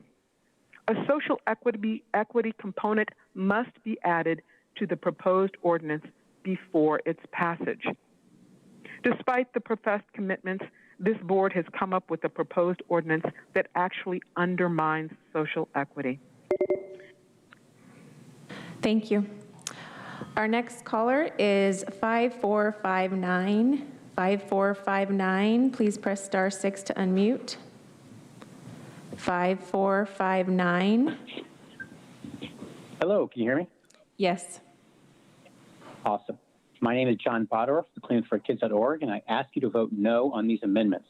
I'm not talking about decriminalization, hemp, or medical marijuana. There are proven medical benefits that should be available by prescription. What I am talking about is businesses making money off addiction. Companies marketing addiction to look cool, to make it look fun. Companies targeting youth, especially youth of color, to create lifelong customers through addiction. There is a reason why smoking rates by high school students have skyrocketed. Please do not allow this to continue. For how many decades have advocates worked to end tobacco use? They had to fight tooth and nail to just get warning labels on a pack of cigarettes. Smoking rates have been declining, and California has passed numerous laws to protect people from the incredible health risks of smoking and secondhand smoke. So the industry shifted to e-cigarettes, vaping, and now cannabis. These companies are using the same tactics as they always have. Smoking is smoking. There is so much scientific data on how toxic it is to smoke anything, let alone cannabis. How many decades will it take to get warning labels on cannabis? How many lives destroyed? Please stop this cycle. Please do not put profits and revenues above human life. This is absolutely not about equity. This is about addiction. Look at the rate of cannabis-related mental health and other health problems in clinics and hospitals throughout the county. Increased cannabis access and use will only increase the social cost of addiction, particularly in communities of color. Costs those families will bear, not those who caused it and profited from it. We already need to reduce youth use of recreational cannabis. Programs must be expanded to educate in schools and communities of the dangers of cannabis by health professionals. The county should take action to ban all flavored smoking products and the marketing of any smoking product. There is no reason to allow recreational use of cannabis, not a single one. Please don't listen to the arguments from those who are making money off it. Expanded legal use will not reduce the illegal market. It will not reduce use of cannabis by youth. There are many, many other ways the county can provide equity to provide. Thank you. Our next caller is 2776. 2776, please press star 6 to unmute. 2776, please press star 6 to unmute. Good morning, dear Board of Supervisors. My name is Suzanne Hume, and I would like to echo the comments made by San Marcos Prevention and that of John Bottorff of Clean Earth for Kids. I am the founder and educational director of Clean Earth for Kids, And I started Cleaners for Kids, as many of you know, because I was poisoned by pesticides. The county is leasing to West Coast tomato growers that has had worker violations in 2019 and uses toxic pesticides that are banned in China and many other countries. I am very concerned about the increased use of pesticides.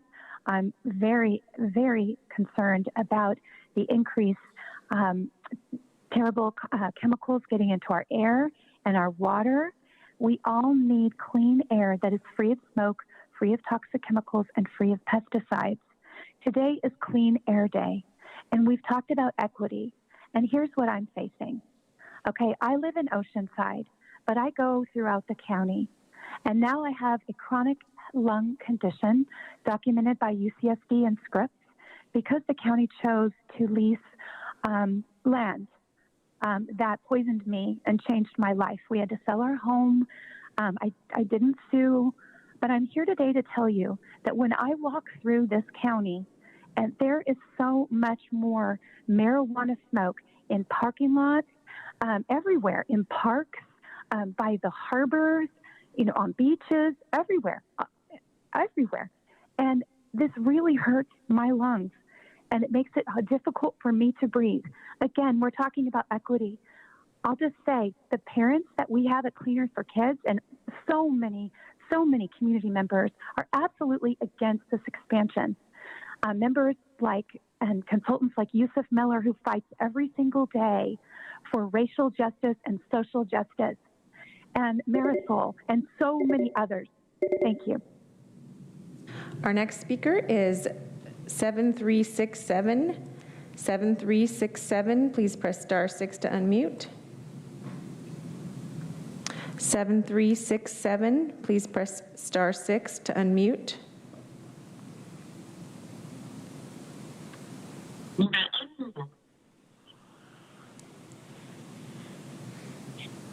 Hello, my name is Kyle Turley, 46 years old. I come before you pretty much solely because God spared my life, introducing me to the cannabis plant.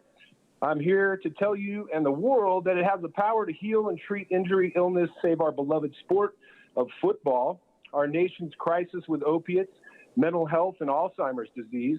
As a former San Diego State Aztec, first-team All-American, first-round NFL draft pick, growing up in Southern California as a surfer, one would assume cannabis had been a part of my life since childhood, but in fact, my commitment to the dream of playing football in the National Football League and my Mormon upbringing didn't see me participating in medical cannabis until the age of 23, after a Hall of Fame player introduced it to me from struggling through mentally and physically issues on and off the field, the many pressures that come with the lack of relief I was receiving from prescribed medications.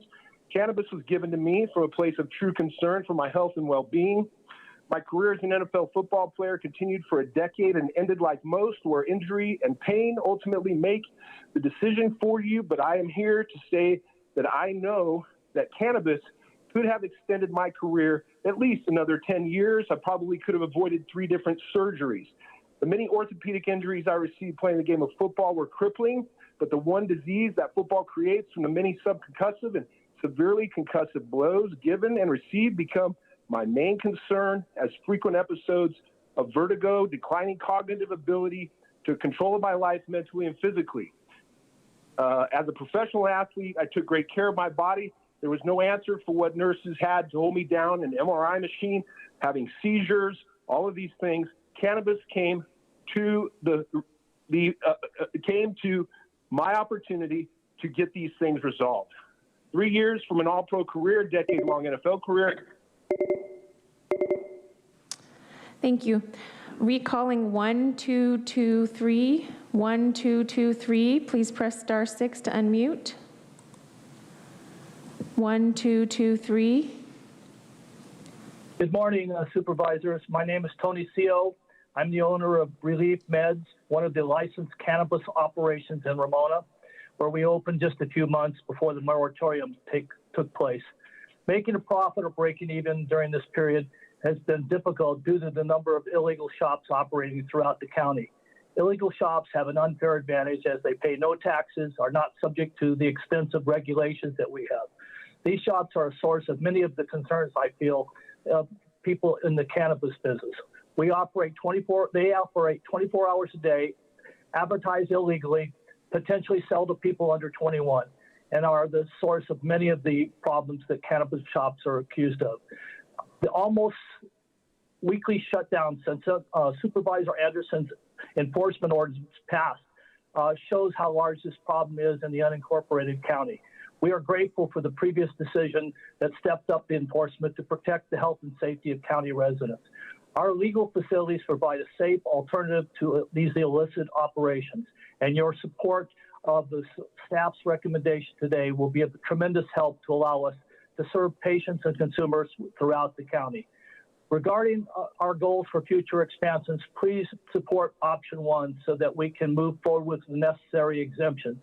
We have developed a great relationship with our local planning group, and we are committed to working with them to design our plans for the future. Lastly, I'm very excited about participating in the pilot social equity program for the county. We have been working closely with Paving Great Futures, and we hope to continue to work together with the supervision of the Office of Equity and Racial Justice.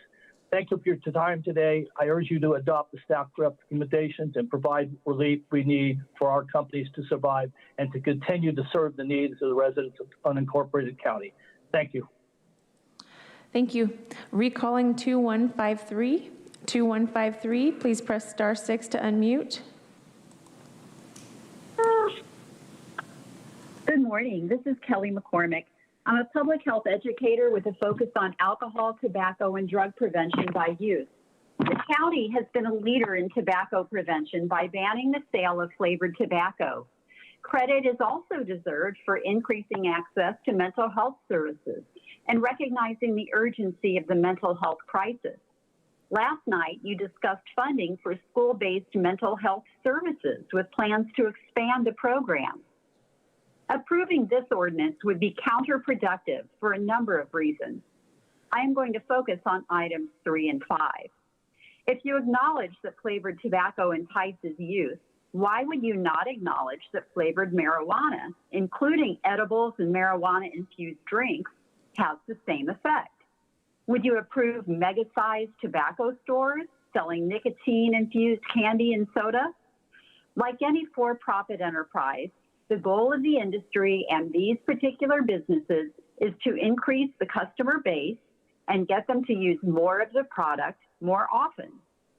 I was in a meeting yesterday with an emergency room physician who recounted heartbreaking stories of patients who have experienced days of relentless vomiting, marijuana-induced psychosis, and suicide attempts with no history of mental illness in their background and only marijuana in their system. Early initiation of use, potency, and frequency of use increase the risk of major problems. Yet this is what these businesses want to do. As you have said in these chambers many times before, follow the science. Flavored products appeal to youth and literally sugarcoat the danger. Thank you. Thank you. Our next caller is 2104. 2104, please press *6 to unmute. Hi, Board of Supervisors, Supervisor Chair Nathan Fletcher. Thank you very much for taking my call. My name is Anthony Avalos. I am a third-generation San Diegan, representing both the Mexican and Black population. I've worked closely with the CSG as well as Paving Great Futures. Spoken with the county operators, and I would like to ask that at this time, the Board of Supervisors starts looking at supporting Andrew Strong's office with a bit more funding. What we need to find out exactly what's working in the jurisdictions that do have social equity, the LAs, the Oaklands, the San Franciscos, and we need to find out, more importantly, what's not working.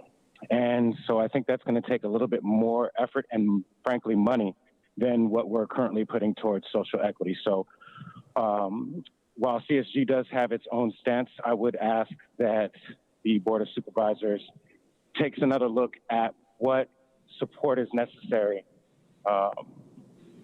for Andrew Strong and company to be able to properly assess what social equity needs of San Diego County are. Thank you. Recalling 6598. 6598, please press *6 to unmute. 6598, please press *6 to unmute.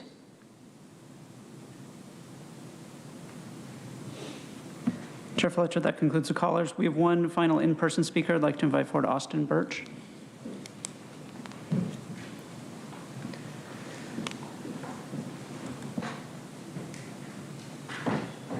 Good morning, Supervisors, and thank you for the opportunity to speak today. I am the co-founder, Austin Birch, of Alco Labs. We were the first licensed dispensary and the first licensed cultivation. I'll spare you the walk down memory lane with all the issues and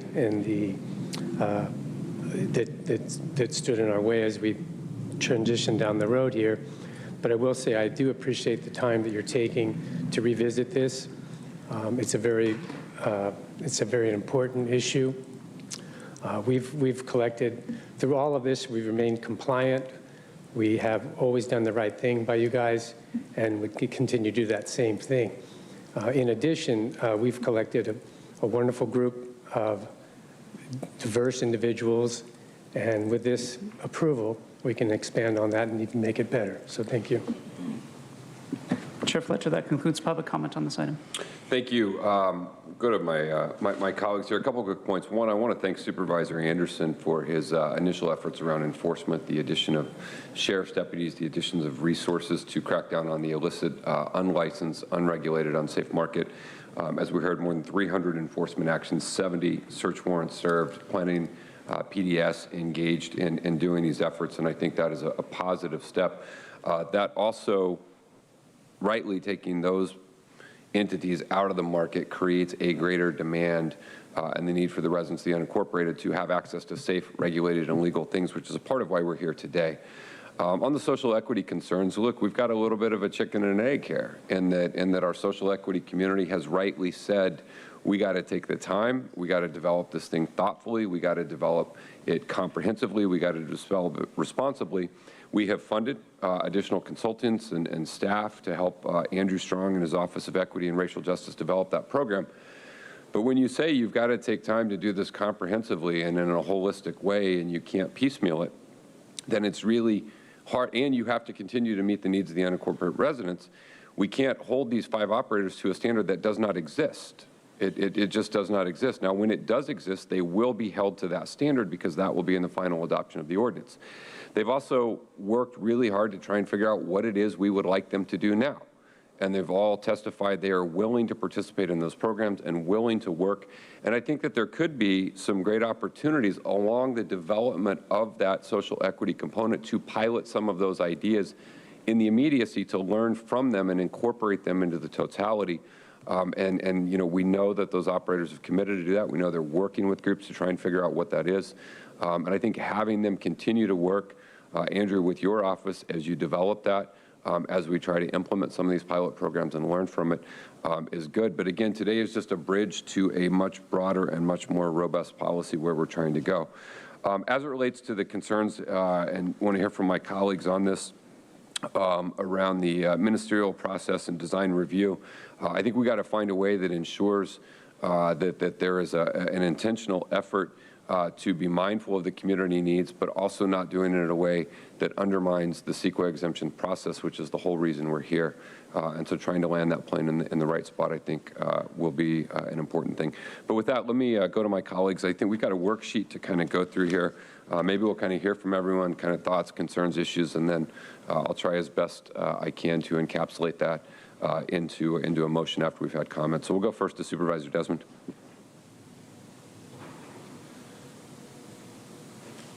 Thank you very much, Mr. Chair. Appreciate the opportunity.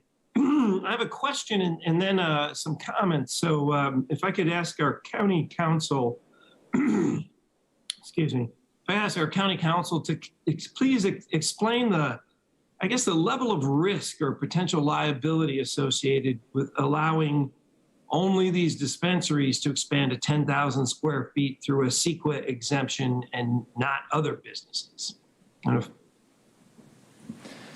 Yes, Supervisor Desmond, we provided the board a separate information about the risks related to this item, which we can't get into detail in specifics here. But in general, the board can move forward today with the ordinances, and in general as well, the risks would be reduced as the size of the expansion is reduced, if it's reduced. Okay, so I guess the bigger the size, the bigger the risk is kind of what it is. So, all right, well, thanks for that brief answer. I represent the unincorporated areas in North County, and I'm really not hearing the need or the outcry for more dispensaries or for the expansion, which is the case today, what we're talking about, of these dispensaries. And I think to allow these 5 dispensaries to expand by right, the dispensaries and the dispensaries will not need to meet the community design guidelines. They'll actually be exempt from them. And what about any other businesses that want to take the same opportunity to expand with a ministerial approval where they only have to follow code? I think we're opening up a sort of a Pandora's box by if we let one business do it, we need to let them all. There's also a concern regarding traffic and biological and even cultural resources that potentially on some of the land might be used for expansion. So at a minimum, I think any expansion should meet the community design and character related to signage, lighting, and architectural style. And I don't want to see let us ramrod through a new policy that is unfairly selective and I think detrimental to some of our communities and their natural resources. So those are my comments. Thank you very much. Thank you, Supervisor Desmond. We will go to Supervisor Anderson. Thank you, Mr. Chair. By the way, I want to thank my colleagues for putting so much time and thought into this. 4 of those dispensaries are in my district. I think it's important to note that they went through their planning groups. They were approved. These are not businesses that are flaunting it. They've been trying to comply with the community. And as we move forward towards our options, I do think that Ramona having 3 and having spent time in Ramona, that if you add 10,000 square feet, it has to fit into the community. Having somebody that decided to paint their facility green or orange or blue or any color because they want to bring attention will take away from the community. So trying to strike a balance between those two. And I think that the fact that they've worked together in the past gives us great opportunity for them to work forward. And so, I know that option 2 is voluntary, but I don't know that there's anything in there that they couldn't comply with if they wanted to do it, or even option 4 that was recommended by the Planning Commission are things that I could support. I want to get there, but what I'm worried about is if for any reason that management changes in the short run and they choose not to work with the community, we've come so far, we've worked so hard to make sure that this works for everybody, and because the community has been outspoken trying to make this happen, I would just like my colleagues to consider that when we're moving forward. And then on the equity issue, we've shot down, a month ago was 65 locations illegal. In those locations, we found prohibited people with weapons that should never be in the hands. These guns should have never been in the hands of these folks, and we've had some murders. And so I think that when we're thinking in terms of equity, I know that I've spoken to some folks that think that a violent crime shouldn't be held against people, but because of the nature of the cash business, I think that we really need to be thinking about not allowing folks who have had a violent past or have been caught with a prohibited weapon as a prohibited person. I don't think that is a safe formula moving forward. So thank you for your time. Thank you. Let me ask, we have any other comments from colleagues? Not seeing any additional speakers. So, Supervisor, I think on the issue you raise, I tend to agree with you that option one, which is what came forward on the recommendation under the alternates on a purely ministerial process, is too-less. And I think we need to go, a step further than that to really engage in a thoughtful effort to demonstrate an understanding and awareness of the design review components that are valuable in a community. I think option two probably bridges us again into the future in the most effective way to do that. So I agree with you on those concerns. We haven't talked a lot about the water issues. I think we kind of heard. I don't know that we want to get in the business of limiting the use of groundwater. We don't do that in other areas. I know a number of entities that have nothing to do with this are very concerned about that. And so in that case, it would be option one. So if you look on your worksheet, your recommendation, attachment G, I'm going to make a motion that we would adopt recommendations 1, 2, 3, 4, and 5. Those are kind of our standard ones that we're doing. And then under the alternate options, this is what will shape the ordinance. For section A, alternate options section A, I'm going to make a motion that we would adopt option 2, ministerial process with voluntary design review compliance. And under B, that we would adopt also option 2 to allow the use of groundwater. So again, my motion would be in the recommendations that we would approve recommendations 1, 2, 3, 4, and 5. Under the alternate scenarios, we would do A, option 2, and we would do B, option 2. Let me ask if there's a second to that motion. I'll second the motion. All right, second by Vice Chair Vargas. All right, any additional comments, Council? Oh, hold on, Council's got his hand. Yeah. Just Chair Fletcher, just to clarify that the motion includes the changes to the ordinance identified in option B2? That's right. Thank you. Yeah, it would be the changes to the ordinance for A2 and B2. All right, Supervisor Anderson? We have voluntarily. You got to turn your microphone on, Supervisor. Thank you. We have voluntarily comply with that. Why can't they just comply with it? I mean, these boards have worked before. We're not talking about a lot. We already know that the 3, I can't speak to the 5th, but I can speak to the 4 that are in my district. I'm happy to work with them to get it through, but I know it'd be a huge relief to the community and it would take some of the guesswork out of it. I don't want to trigger any additional work for those businesses. I certainly understand their hardship. I understand how they've invested in their business and then they had the rug pulled out from under them. They've lost money along the way. I want to treat them fairly. But I know that my life would be a lot easier if my communities felt that they had a better say. And I'd be even willing to say that if they didn't feel that it was a fair process, then let's bring it back and change it. But I just think that the communities would have more trust if it wasn't so voluntary. No, I understand. And we're trying to strike a balance of how we let these operators continue to operate in this bridge form. The notion that we would then bring it back to change it would take an inordinate amount of time because you'd be changing an ordinance with I don't think we'll have to. Forward. I think that the community would be working really hard to make it work. And I just think that all of a sudden now they have, at a later date, a future facility would say, well, they only had to voluntarily comply. You're asking us to a much higher standard. And I'm thinking, hey, this is how we would treat every other business. Every other business would have a voluntary, and look, if it's problematic, they can call me. I know all the owners, and I know all the members of the planning group and the design review. I just like to make everybody happy. And I don't think it's going to be problematic, but I am worried that if we move forward in this direction, how does that change? How do we handle things moving forward? So the 2 things I would say, one is you can't make everyone happy. We know that in anything we do. That is just an impossibility when you have competing interests. So if you do that option, you're going to have a bunch of other people that you make very, very unhappy with adding to the ability to move rapidly.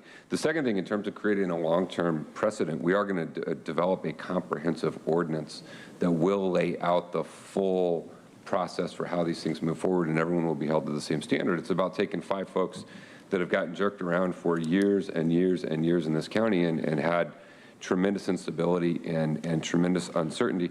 I also appreciate that there does seem to be, particularly in Ramona, a collaborative working effort to work together.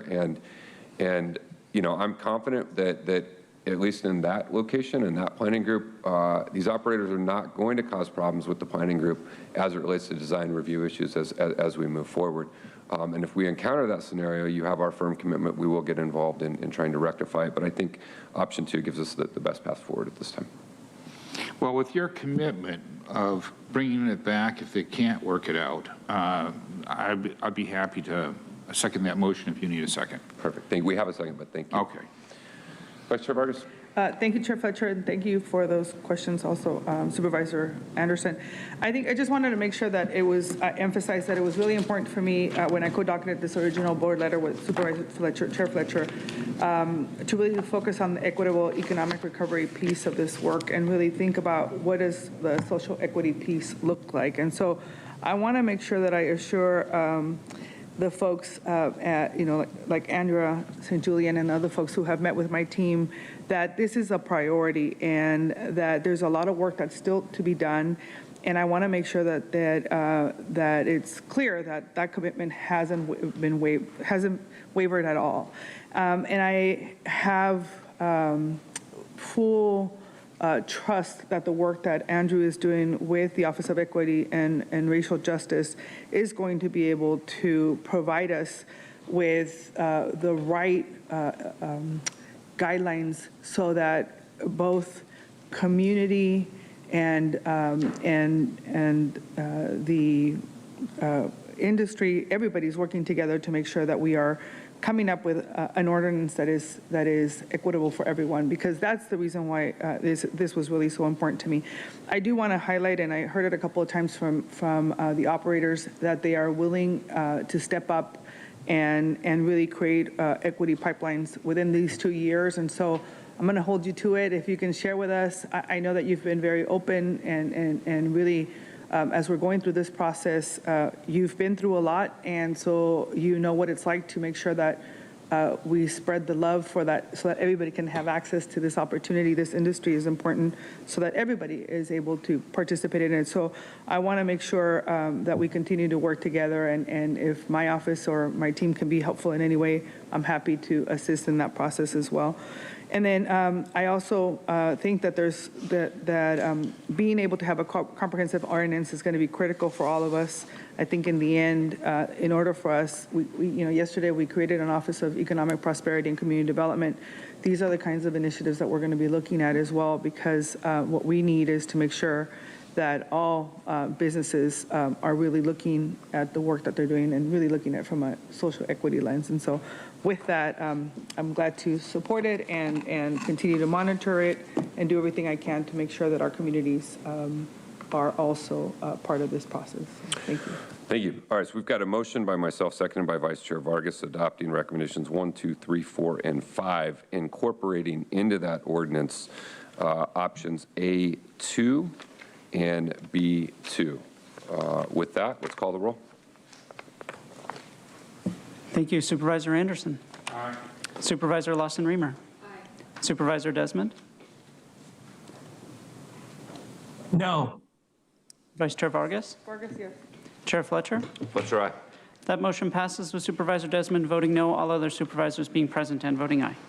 Let's move to our final agenda item today, agenda item 2, ordinance options for subcontractor transparency measures in county permits. We will turn it over to staff for a presentation. While staff is getting settled, any members of the public that requested to speak on this item by phone, please dial into the conference line now using the instructions that were provided to you. You will be muted until it is your turn to speak. Thank you.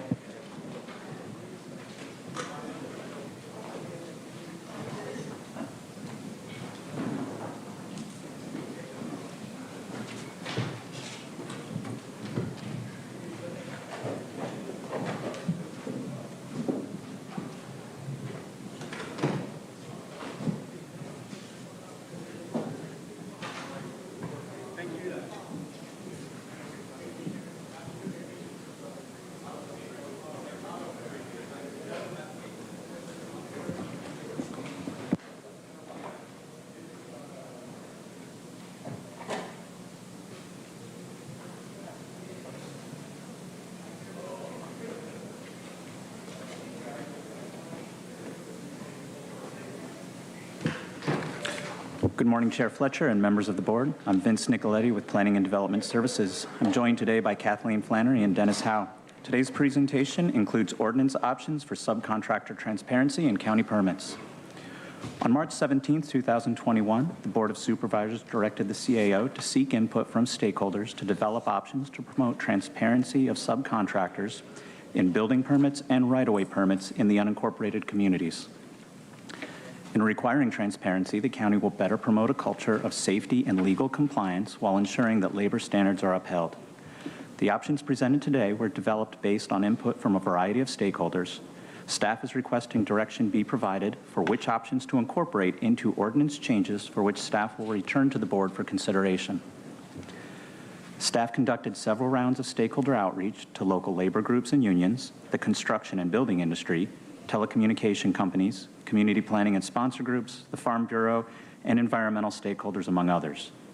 The labor groups, consisting of groups such as Laborers International Union of North America, Local 89, Southwest Carpenters, and Communication Workers of America, were interested in the protection of workers' rights and how to achieve adherence to fair labor standards. This included wage theft, proper training, and other job concerns that they felt were not getting enough local attention. The construction industry, consisting of groups such as the National Electrical Contractors Association, Associated General Contractors, and Building Industry Association, as well as Associated Builders and Contractors, felt that much of the information that is being asked for is already available and in some cases already documented with the state. In today's update to the board, the following 5 categories of options are presented for consideration. 1, options for which building permit categories to apply the new disclosure requirements. 2, options for which right-of-way permit categories to apply the new requirements. 3, options on the data to be collected. 4, options on how to submit the disclosure information. And 5, options for the timing of data collection. Each of the next 5 slides present the options. The board may select any combination of the options provided or direct new options to be included. Dennis Howe, our building chief, will now present the individual categories. The following options apply to types of building permits for which the subcontractor disclosures could be required. A, all new commercial projects, including things like offices, warehouses, and agricultural buildings. All residential tracts, also known as subdivisions that include 5 or more lots. Multifamily construction projects, including 3 or more units, which are typically apartment complexes and condominiums. B, commercial tenant improvement projects, also known as renovation of existing commercial spaces, that affect more than 10,000 square feet of space. C, commercial tenant improvement projects with a subcontractor contract value greater than $25,000. D, projects associated with general plan amendments. And E, residential permits for work done on single-family residences, including all new homes, remodels, and additions. Most labor groups felt that additional disclosure requirements are a positive and important step to protect workers and achieve fair labor practices. Some building and construction industry representatives, including the National Electrical Contractors Association, felt that any additional requirements by public agencies could slow down projects and drive up the cost of construction. The following options apply to types of right-of-way permits for which the subcontractor disclosures could be required. A, projects that are done in the right-of-way that are subject to state prevailing wages. These typically include transport of energy, water, and sewer. B, projects that are done in the right-of-way but not subject to state prevailing wages. These typically include cable, internet, and telecommunication projects. C, projects with any subcontractor contract value greater than $25,000. And D, residential projects such as driveways and retaining walls. Labor groups wanted to ensure public and worker safety in the county right-of-way. The construction industry also supported the safe work environments, but did not agree that additional disclosures would help increase safety. The following are options on data to be collected for permits selected. A, subcontractor specialty, name and contact, license number, and workers' compensation policy. B, start and end dates of subcontractor work. C, subcontractor address. D, a detailed scope of work beyond the specialty category. E, verification and reporting of any OSHA or wage violations. F, subcontractor disadvantaged business enterprise status. And G, disclosure of any special safety licenses or training requirements for a subcontractor's scope of work. Examples being safety training for flaggers in the right-of-way, confined spaces training for underground work, or tower climbing safety for access to high equipment. The following are options on how the data can be collected for the applicant. A, hard copy data collection through a paper form similar to Santa Ana. This option would be completed at the end of a project. B, a PDF form would be created that could be uploaded anytime after a permit is issued. This option would be searchable for each individual project, but would not easily allow for a more sophisticated analysis of trends. And C, changes to the county's permitting management system, Acela. This would include creating customized fields in Acela to track information in a database format versus having information collected on individual PDFs. This option could be utilized to provide customized reports and help to follow trends, but would take longer and cost more to create. All of the groups agreed that if new disclosure requirements are implemented, it's key that the information can be collected easily to maintain additional steps for the applicants. The following are options when to require disclosure subcontractor data. A, prior to permit issuance. B, after permit issuance but prior to subcontractors doing work on site. C, after permit issuance but within 14 days of when the subcontractor starts working. And D, after all work is done on site prior to final permit occupancy.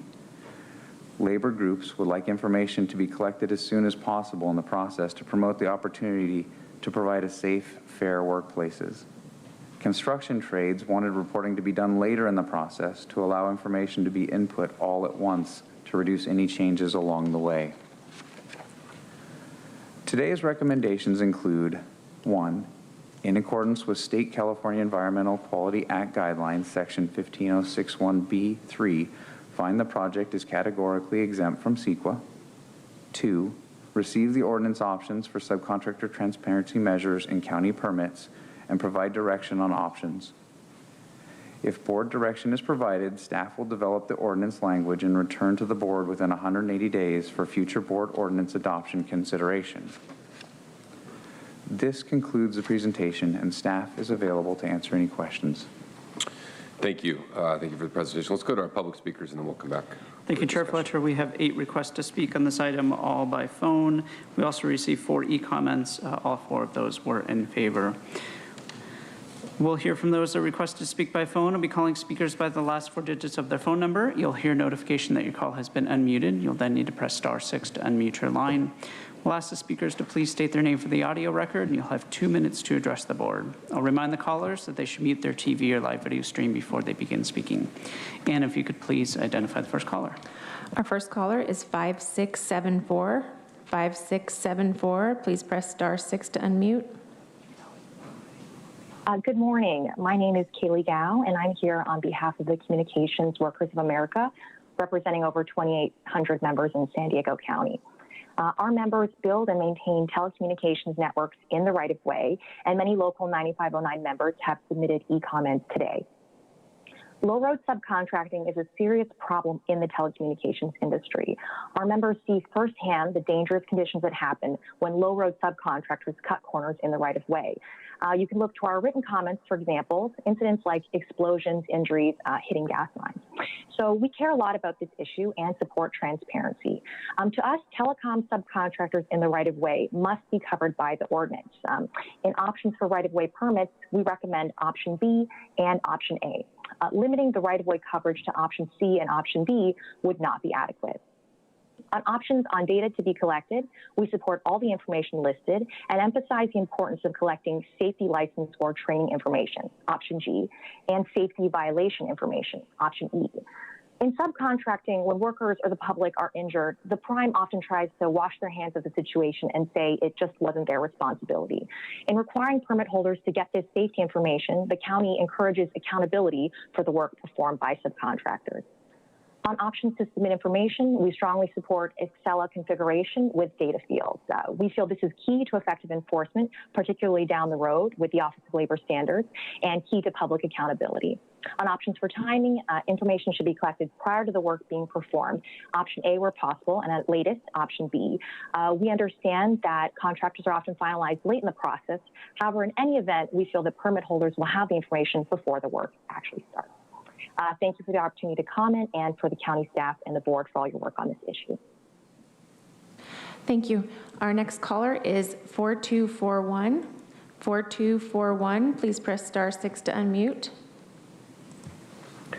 Good morning, Chairman Fletcher and Board of Supervisors. Dustin Steiner speaking on behalf of the over 800 member companies of the Associated General Contractors San Diego chapter. Our members have been building San Diego for the last century and look forward to building the next. I want to start by saying that the online form only allows one to pull a slip in support or opposition. We are not necessarily in opposition to this item in concept, but do have a few concerns. Nobody likes bad actors, and our contractors work hard to weed them out. Additionally, we have been on record in support of the Office of Labor Standards and Enforcement, which will supplement that effort. The main issue for us here is the timing.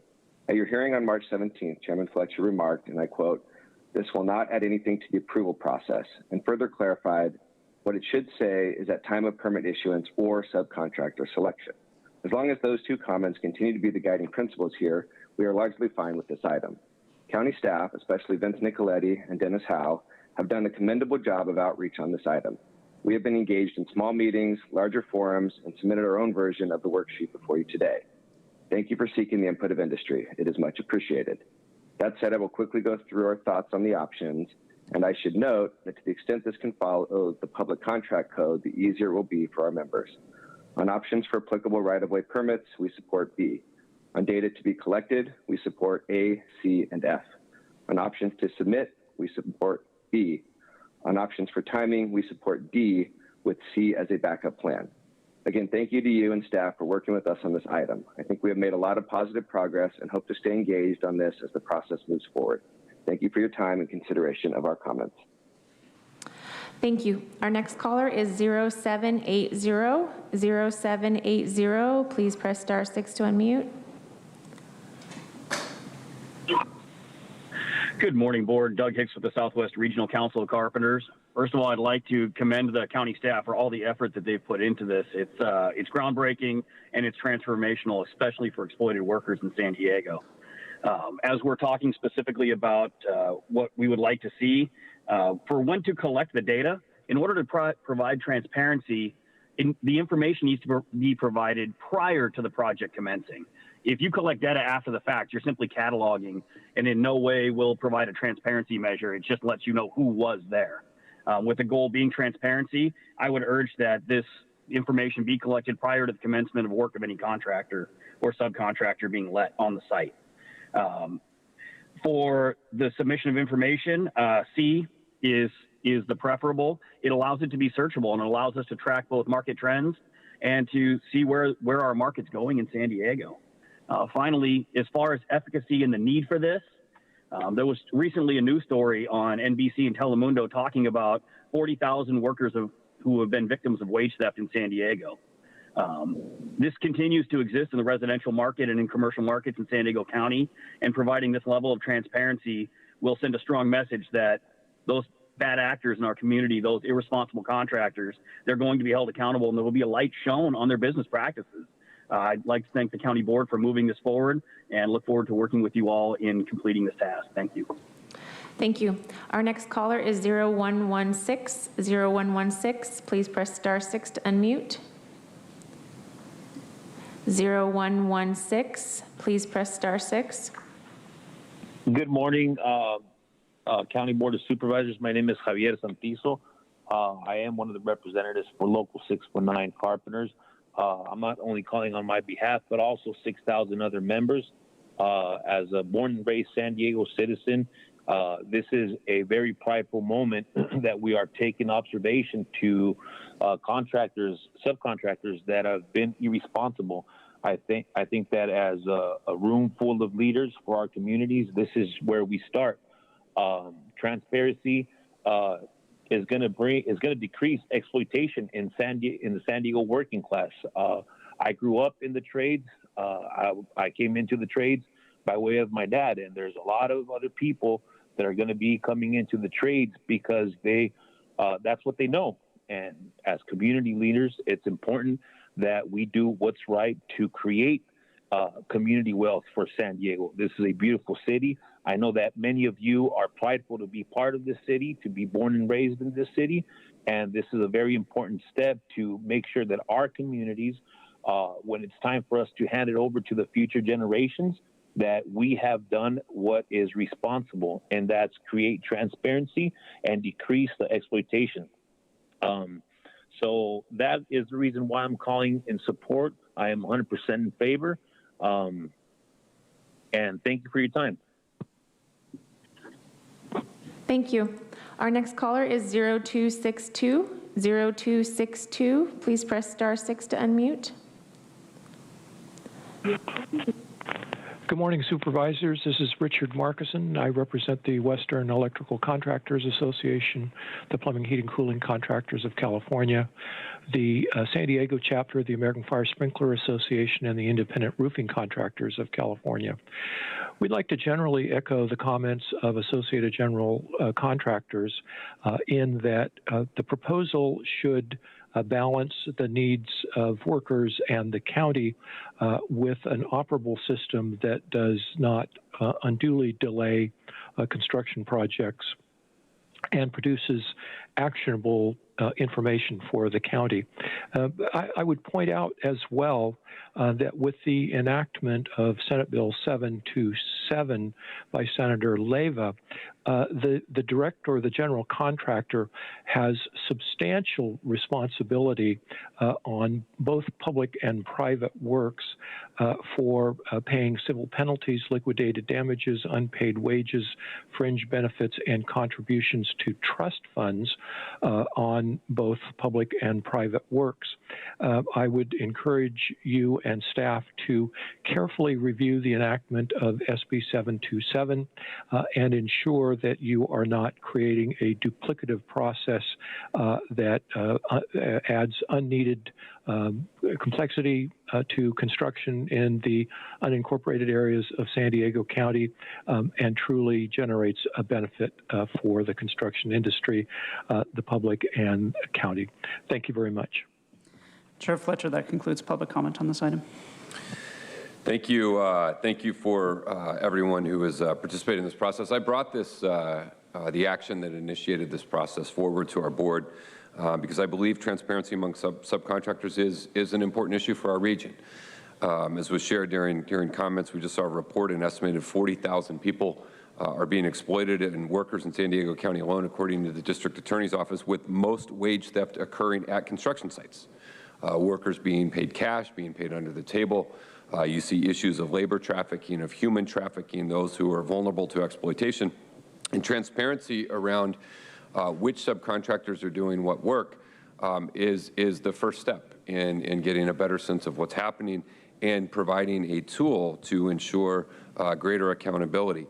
That's why we've laid out these efforts. That's why we're working to create the Office of Labor Standards and Enforcement. And I think by adopting a targeted approach to this effort, and again, everything that we're collecting is information contractors have. They have a list of the subs because they're the people who are doing the work. They have to pay them. They have to contract with them. This is information that folks have. But having this in a readily accessible form, having it in a place where the Office of Labor Standards and Enforcement can review, having it where it's available to law enforcement agencies moving forward, I think works well with recent state actions to make intentional theft of wages, benefits, or compensation punishable. If you steal from your employer, you will be prosecuted. If your employer steals from you, it ought not be any different. And so I think what we're doing is just providing transparency around subcontractors. We take very seriously our obligation to look out for our workers and do everything we can. With that being said, having spent a considerable amount of time on this issue, working with stakeholders, working with groups involved, I'd like to put a motion on the table for discussion and consideration.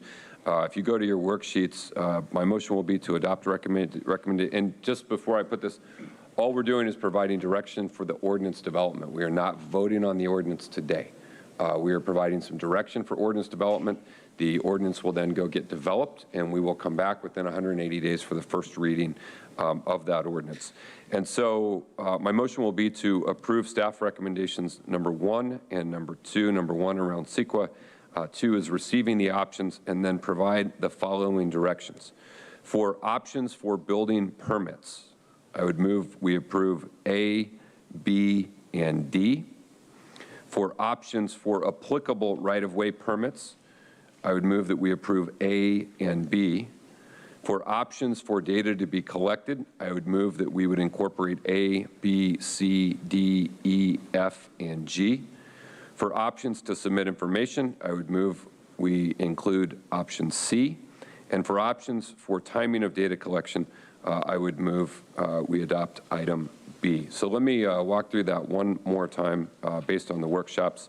And again, this is just the direction to develop the ordinance. The ordinance will come back in 180 days. We will then hear it, first reading, and then come back second reading. Let me walk through it one more time, and then we'll go through it.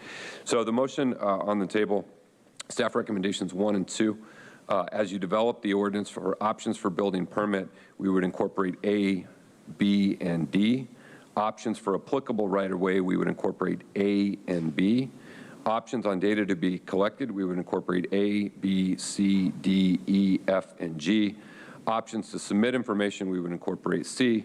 And options for timing of data collection, we would incorporate B. That would be my motion. Is there a second?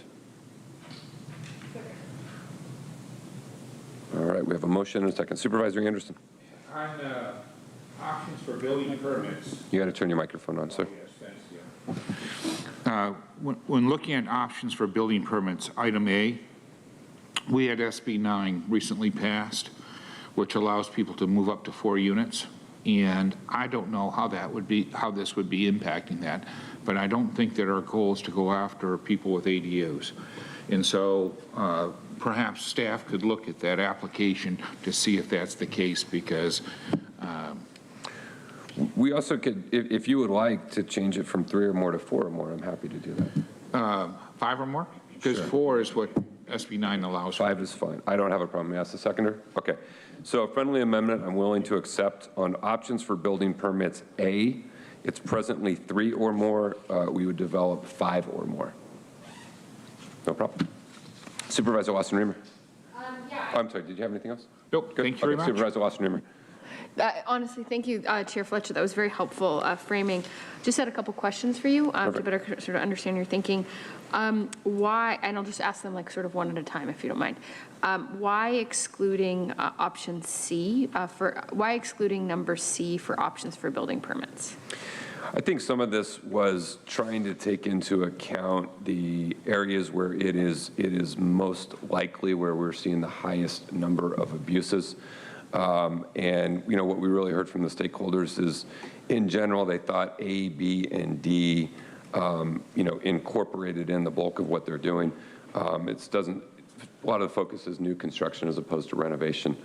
We certainly could include C. I'm not, honestly, yeah, but I feel like you've been the lead on this. I don't have, I don't have a strong view. I'm just more trying to better understand the rationale. So I'm not arguing one way or another. And then the same for the options for applicable right-of-way permits, that you would exclude C for the same reason. Same reason, yep. Okay, yeah, I honestly don't feel strongly. I'm just, you've been doing the thinking, and I just want to understand. Yeah. Good. Supervisor Desmond, and then we'll go to Vice Chair Vargas. Yeah, thank you, Mr. Chair. I got to say, you know, I can't support this item. I think at best it's a redundant process that the state already requires and actually enforces. So I'm afraid this will delay construction projects, add more costs, another layer of paperwork. And the last thing we should be doing, I think, during a housing crisis is making the process more onerous and potentially more costly. So I won't be supporting this item today. Thank you. Thank you, Supervisor. Vice Chair Vargas. Thank you, Chair Fletcher, and thank you for going through that very thoroughly. I just want to make sure that on the options on data to be collected, I think for me that's really very important to make sure that we're, you know, the developing equity and business development contracting goals and metrics is important so that we're making sure that we are we have representation from the communities that we serve at all levels. And so I just want to emphasize that, and I understand that it's going to be part of the ordinance would come back, but I want to make sure that that's something that we monitor and that staff can keep an eye on as we're moving forward. Thank you. Perfect. All right, not seeing any other questions. We've got a motion and a second. Ask the clerk, please call the roll. Thank you. Supervisor Anderson. Aye. Supervisor Lawson-Remer. Aye. Supervisor Desmond. No. Vice Chair Vargas. Vargas, yes. Chair Fletcher. Fletcher, aye. That motion passes with Supervisor Desmond voting no, all other supervisors being present and voting aye. We have one adjournment in memory today, which will be presented by Supervisor Anderson in memory of Ed Burr. It's at my desk. If you give me just Go get it. We will return to remaining non-agendized public speakers, and then we will adjourn in memory. I'll ask the clerk to call forward those additional speakers remaining. Thank you, Chair Fletcher. We have 13 remaining requests to speak on matters not listed on the agenda. All of those requests for individuals requested to speak by phone. So please dial into the conference line now using the instructions that were provided to you. We will be calling speakers by the last 4 digits of their phone number. You'll hear notification that your call has been unmuted. You'll then need to press *6 to unmute your line. We'll ask you to please state your name for the audio record, and you will have 2 minutes to address the board.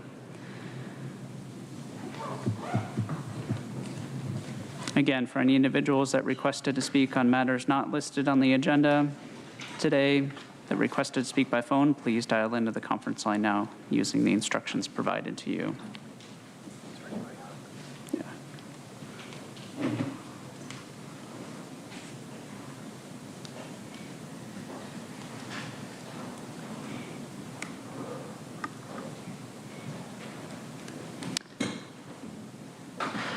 Our first caller is 3488. 3488, please press *6 to unmute. Yes, hello, Shane McCool. I COVID tested every 2 weeks all spring, and then I continued to test myself even after vaccination. In June, I started hearing about people I know having breakthrough cases. 75% of those people are empty nesters. They are not around kids, so you can't blame it on the kids. Everyone I know who has had COVID since June was vaccinated. It used to be easy to go to a county testing site all spring and summer. People could simply walk in. All of a sudden, sometime at the end of August, it became harder. Why are the Central and North County locations all appointment-based now, supervisors? September, I went to test, but I could not get an appointment for 2 to 3 days, depending on the site and depending on how long I wanted to drive. Rite Aid, CVS, same issue. 1 week, I walked up to San Diego State. The wait was 1.25 hours. I have a job. A lot of these people do too. What if you have a job? Come on. 2 different weeks, I got appointments at the one Escondido location that is left. I was the only one there, yet the place was fully staffed with 6 employees. Why is that appointment-based? Go look, try it out. We have hundreds of thousands of people spilling over our border and are not vaccine mandated because many of us work and or live in areas where there are many newcomers or in other high-risk communities. We must have easy access to testing. It has to be equitable. If some people are mandated to get the vaccine, but there's this huge group that is not, what's that all about? Therefore, it's on you to ensure we all have access to COVID testing and in a timely manner. To make it worse, this topped the cake. The county lab took 3 days, is taking this month in September, is taking 3 days to get results back. That greatly changed. It wasn't like that all spring and summer.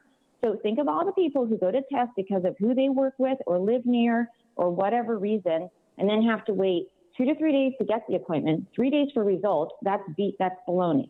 You and the county health department are responsible for this lack of efficiency. Thank you. Make this. Next speaker, please. Our next speaker is 6833. 6833, please press *6 to unmute. I would first like to begin by thanking Vice Chair Supervisor Vargas. Should I go outside?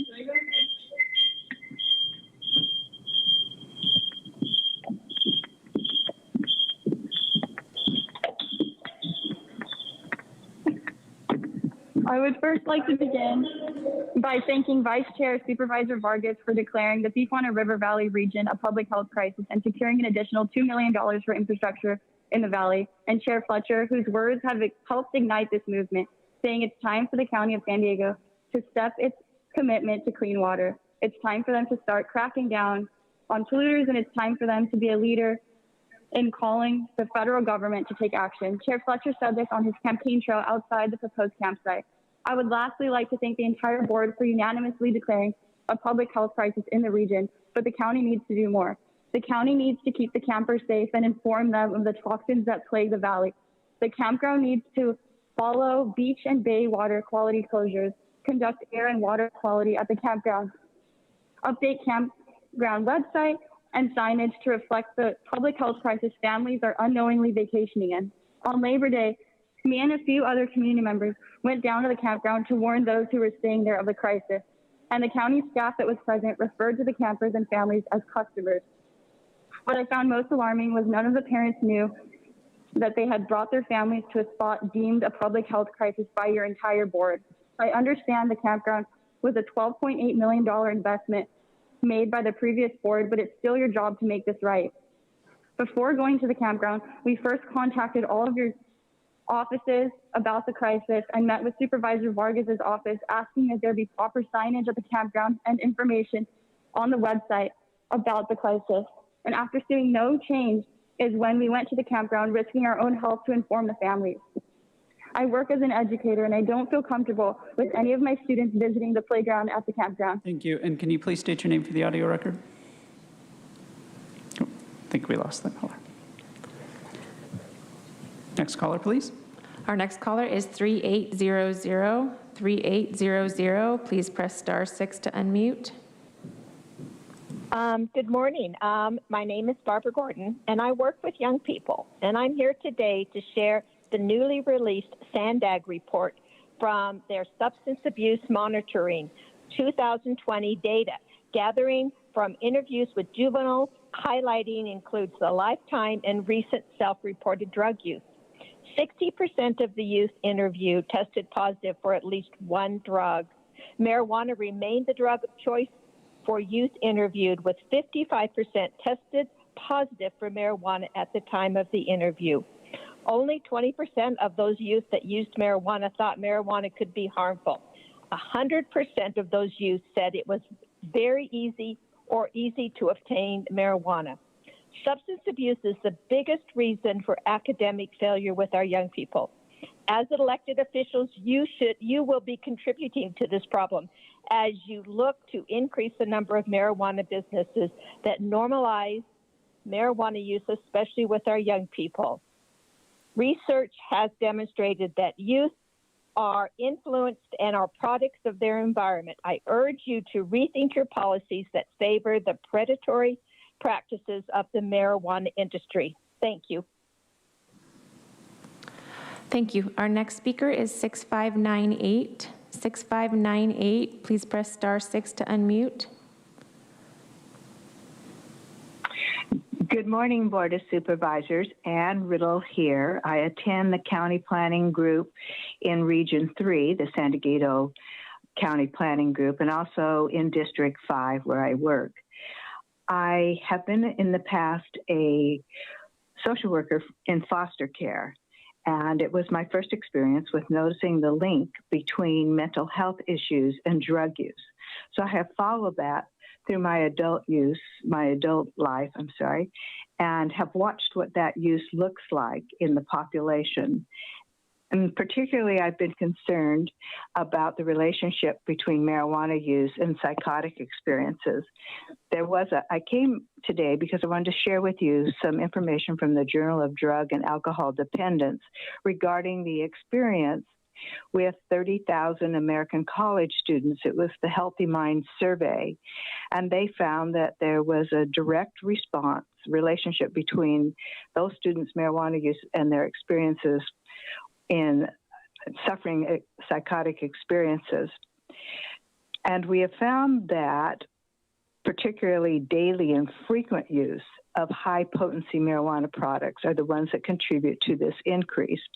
Thinking about these high-potency marijuana products, it seems that it would be wise for the Board of Supervisors to consider putting a cap on marijuana products in high THC content and to ban flavored marijuana products as we have tobacco products.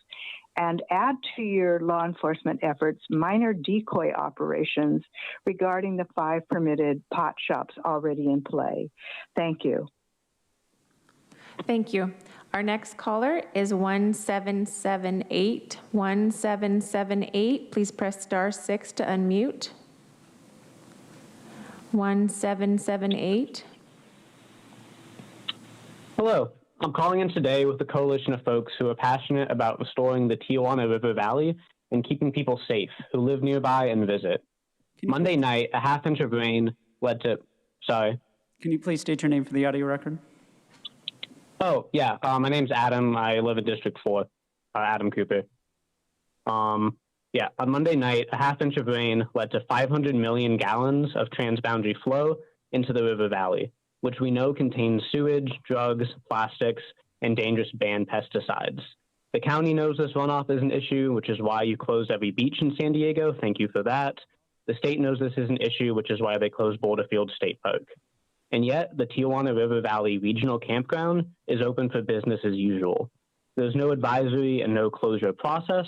There's optional information through a QR code. That's not enough to educate the public on potential risks. Soil samples are not enough to fully understand those risks. People camped through the rainstorm Monday night. They camped yesterday when pollution levels were at their highest. It's expected to rain again Thursday and Friday, and 26 campsites are booked through the weekend. We need a proper risk assessment of exposure to these airborne and waterborne pollutants, and we need an advisory system from you following these pollution events. We know the science, we need to support the science, we need to follow the science, and we need a clean Tijuana River Valley. Thank you. Thank you. Our next caller is 4082. 4082, please press *6 to unmute.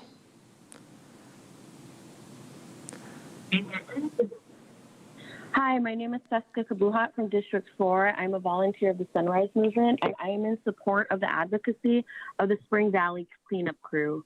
The Tijuana River Valley campgoers and communities should not be exposed to the toxins in the area. I ask to close the campsite temporarily and prioritize funding for the ecological restoration. It is time that San Diego takes responsibility for the ongoing maintenance rather than absolving responsibility to Mexico. We are in a climate crisis, and the cost of inaction is too much. It's too much for our tax dollars, too much for our future generations, and too much on the waters that provide us life. Our leaders need to step up or step aside.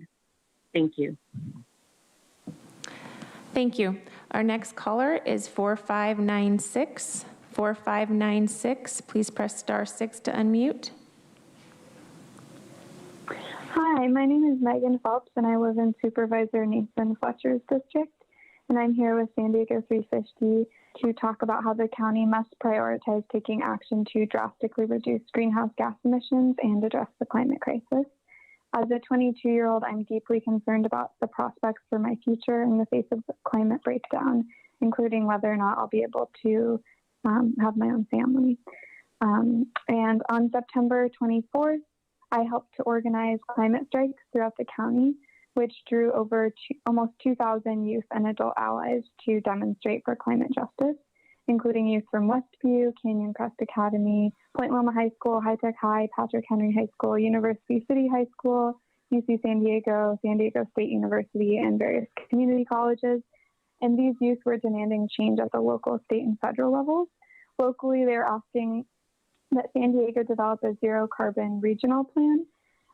So please protect my future and the futures of these young people who strike throughout San Diego and young people throughout the globe. Lead by example with bold climate action by developing a zero carbon regional plan. Our region needs your leadership. Thank you. Thank you. Our next caller is 5459. 5459, please press *6 to unmute. Hi, this is John Botto of the cleanitforkids.org. On this Happy Clean Air Day, I asked the county to take climate change actions to stop the burning of fossil fuels with the goal of zero carbon by 2035. All new county vehicles should be electric, and actions must be taken to move the county towards electrification. Please direct staff to write ordinances to electrify buildings in new construction like the city of Encinitas has done. No more natural gas with no exceptions in new construction. And also no wood burning fireplaces in new construction. Wood smoke is a complex mixture of gases and fine particles that irritate the lungs and are linked to not only lung problems, but heart and brain conditions as well. Wood smoke contains toxic air pollutants like benzene, formaldehyde, acrolein, and polycyclic aromatic hydrocarbons, or PAHs. Last, but certainly not least, please remove beach fire rings throughout the county. Air pollution is a major cause of health problems throughout the county and throughout the nation. The County of San Diego gets a D from the American Lung Association in air pollutants, and we must improve our air. Everyone has the right to clean air, the right to go to the beach without coughing and risking their health. By allowing beach fires, you are denying equal access to those with lung conditions like asthma or COPD. And Black children have twice the asthma rates as white children. By allowing the beach fires, you are preventing so many people from being able to go to the beach and have a good evening of fresh air. Our whole state is already on fire. Please give people a place to go for clean air. Thank you. Chair Fletcher, that concludes the request for non-agenda public communication this afternoon. Thank you. We will now go to Supervisor Anderson. Thank you, Mr. Chair. I'm saddened to report on Monday, May 31st, 2021, Edward Gene Burr passed away at Sharp Grossmont Hospital at the age of 89 years old. Ed was the co-founder of Edco Disposal Corporation, a commercial pilot and a dedicated community philanthropist.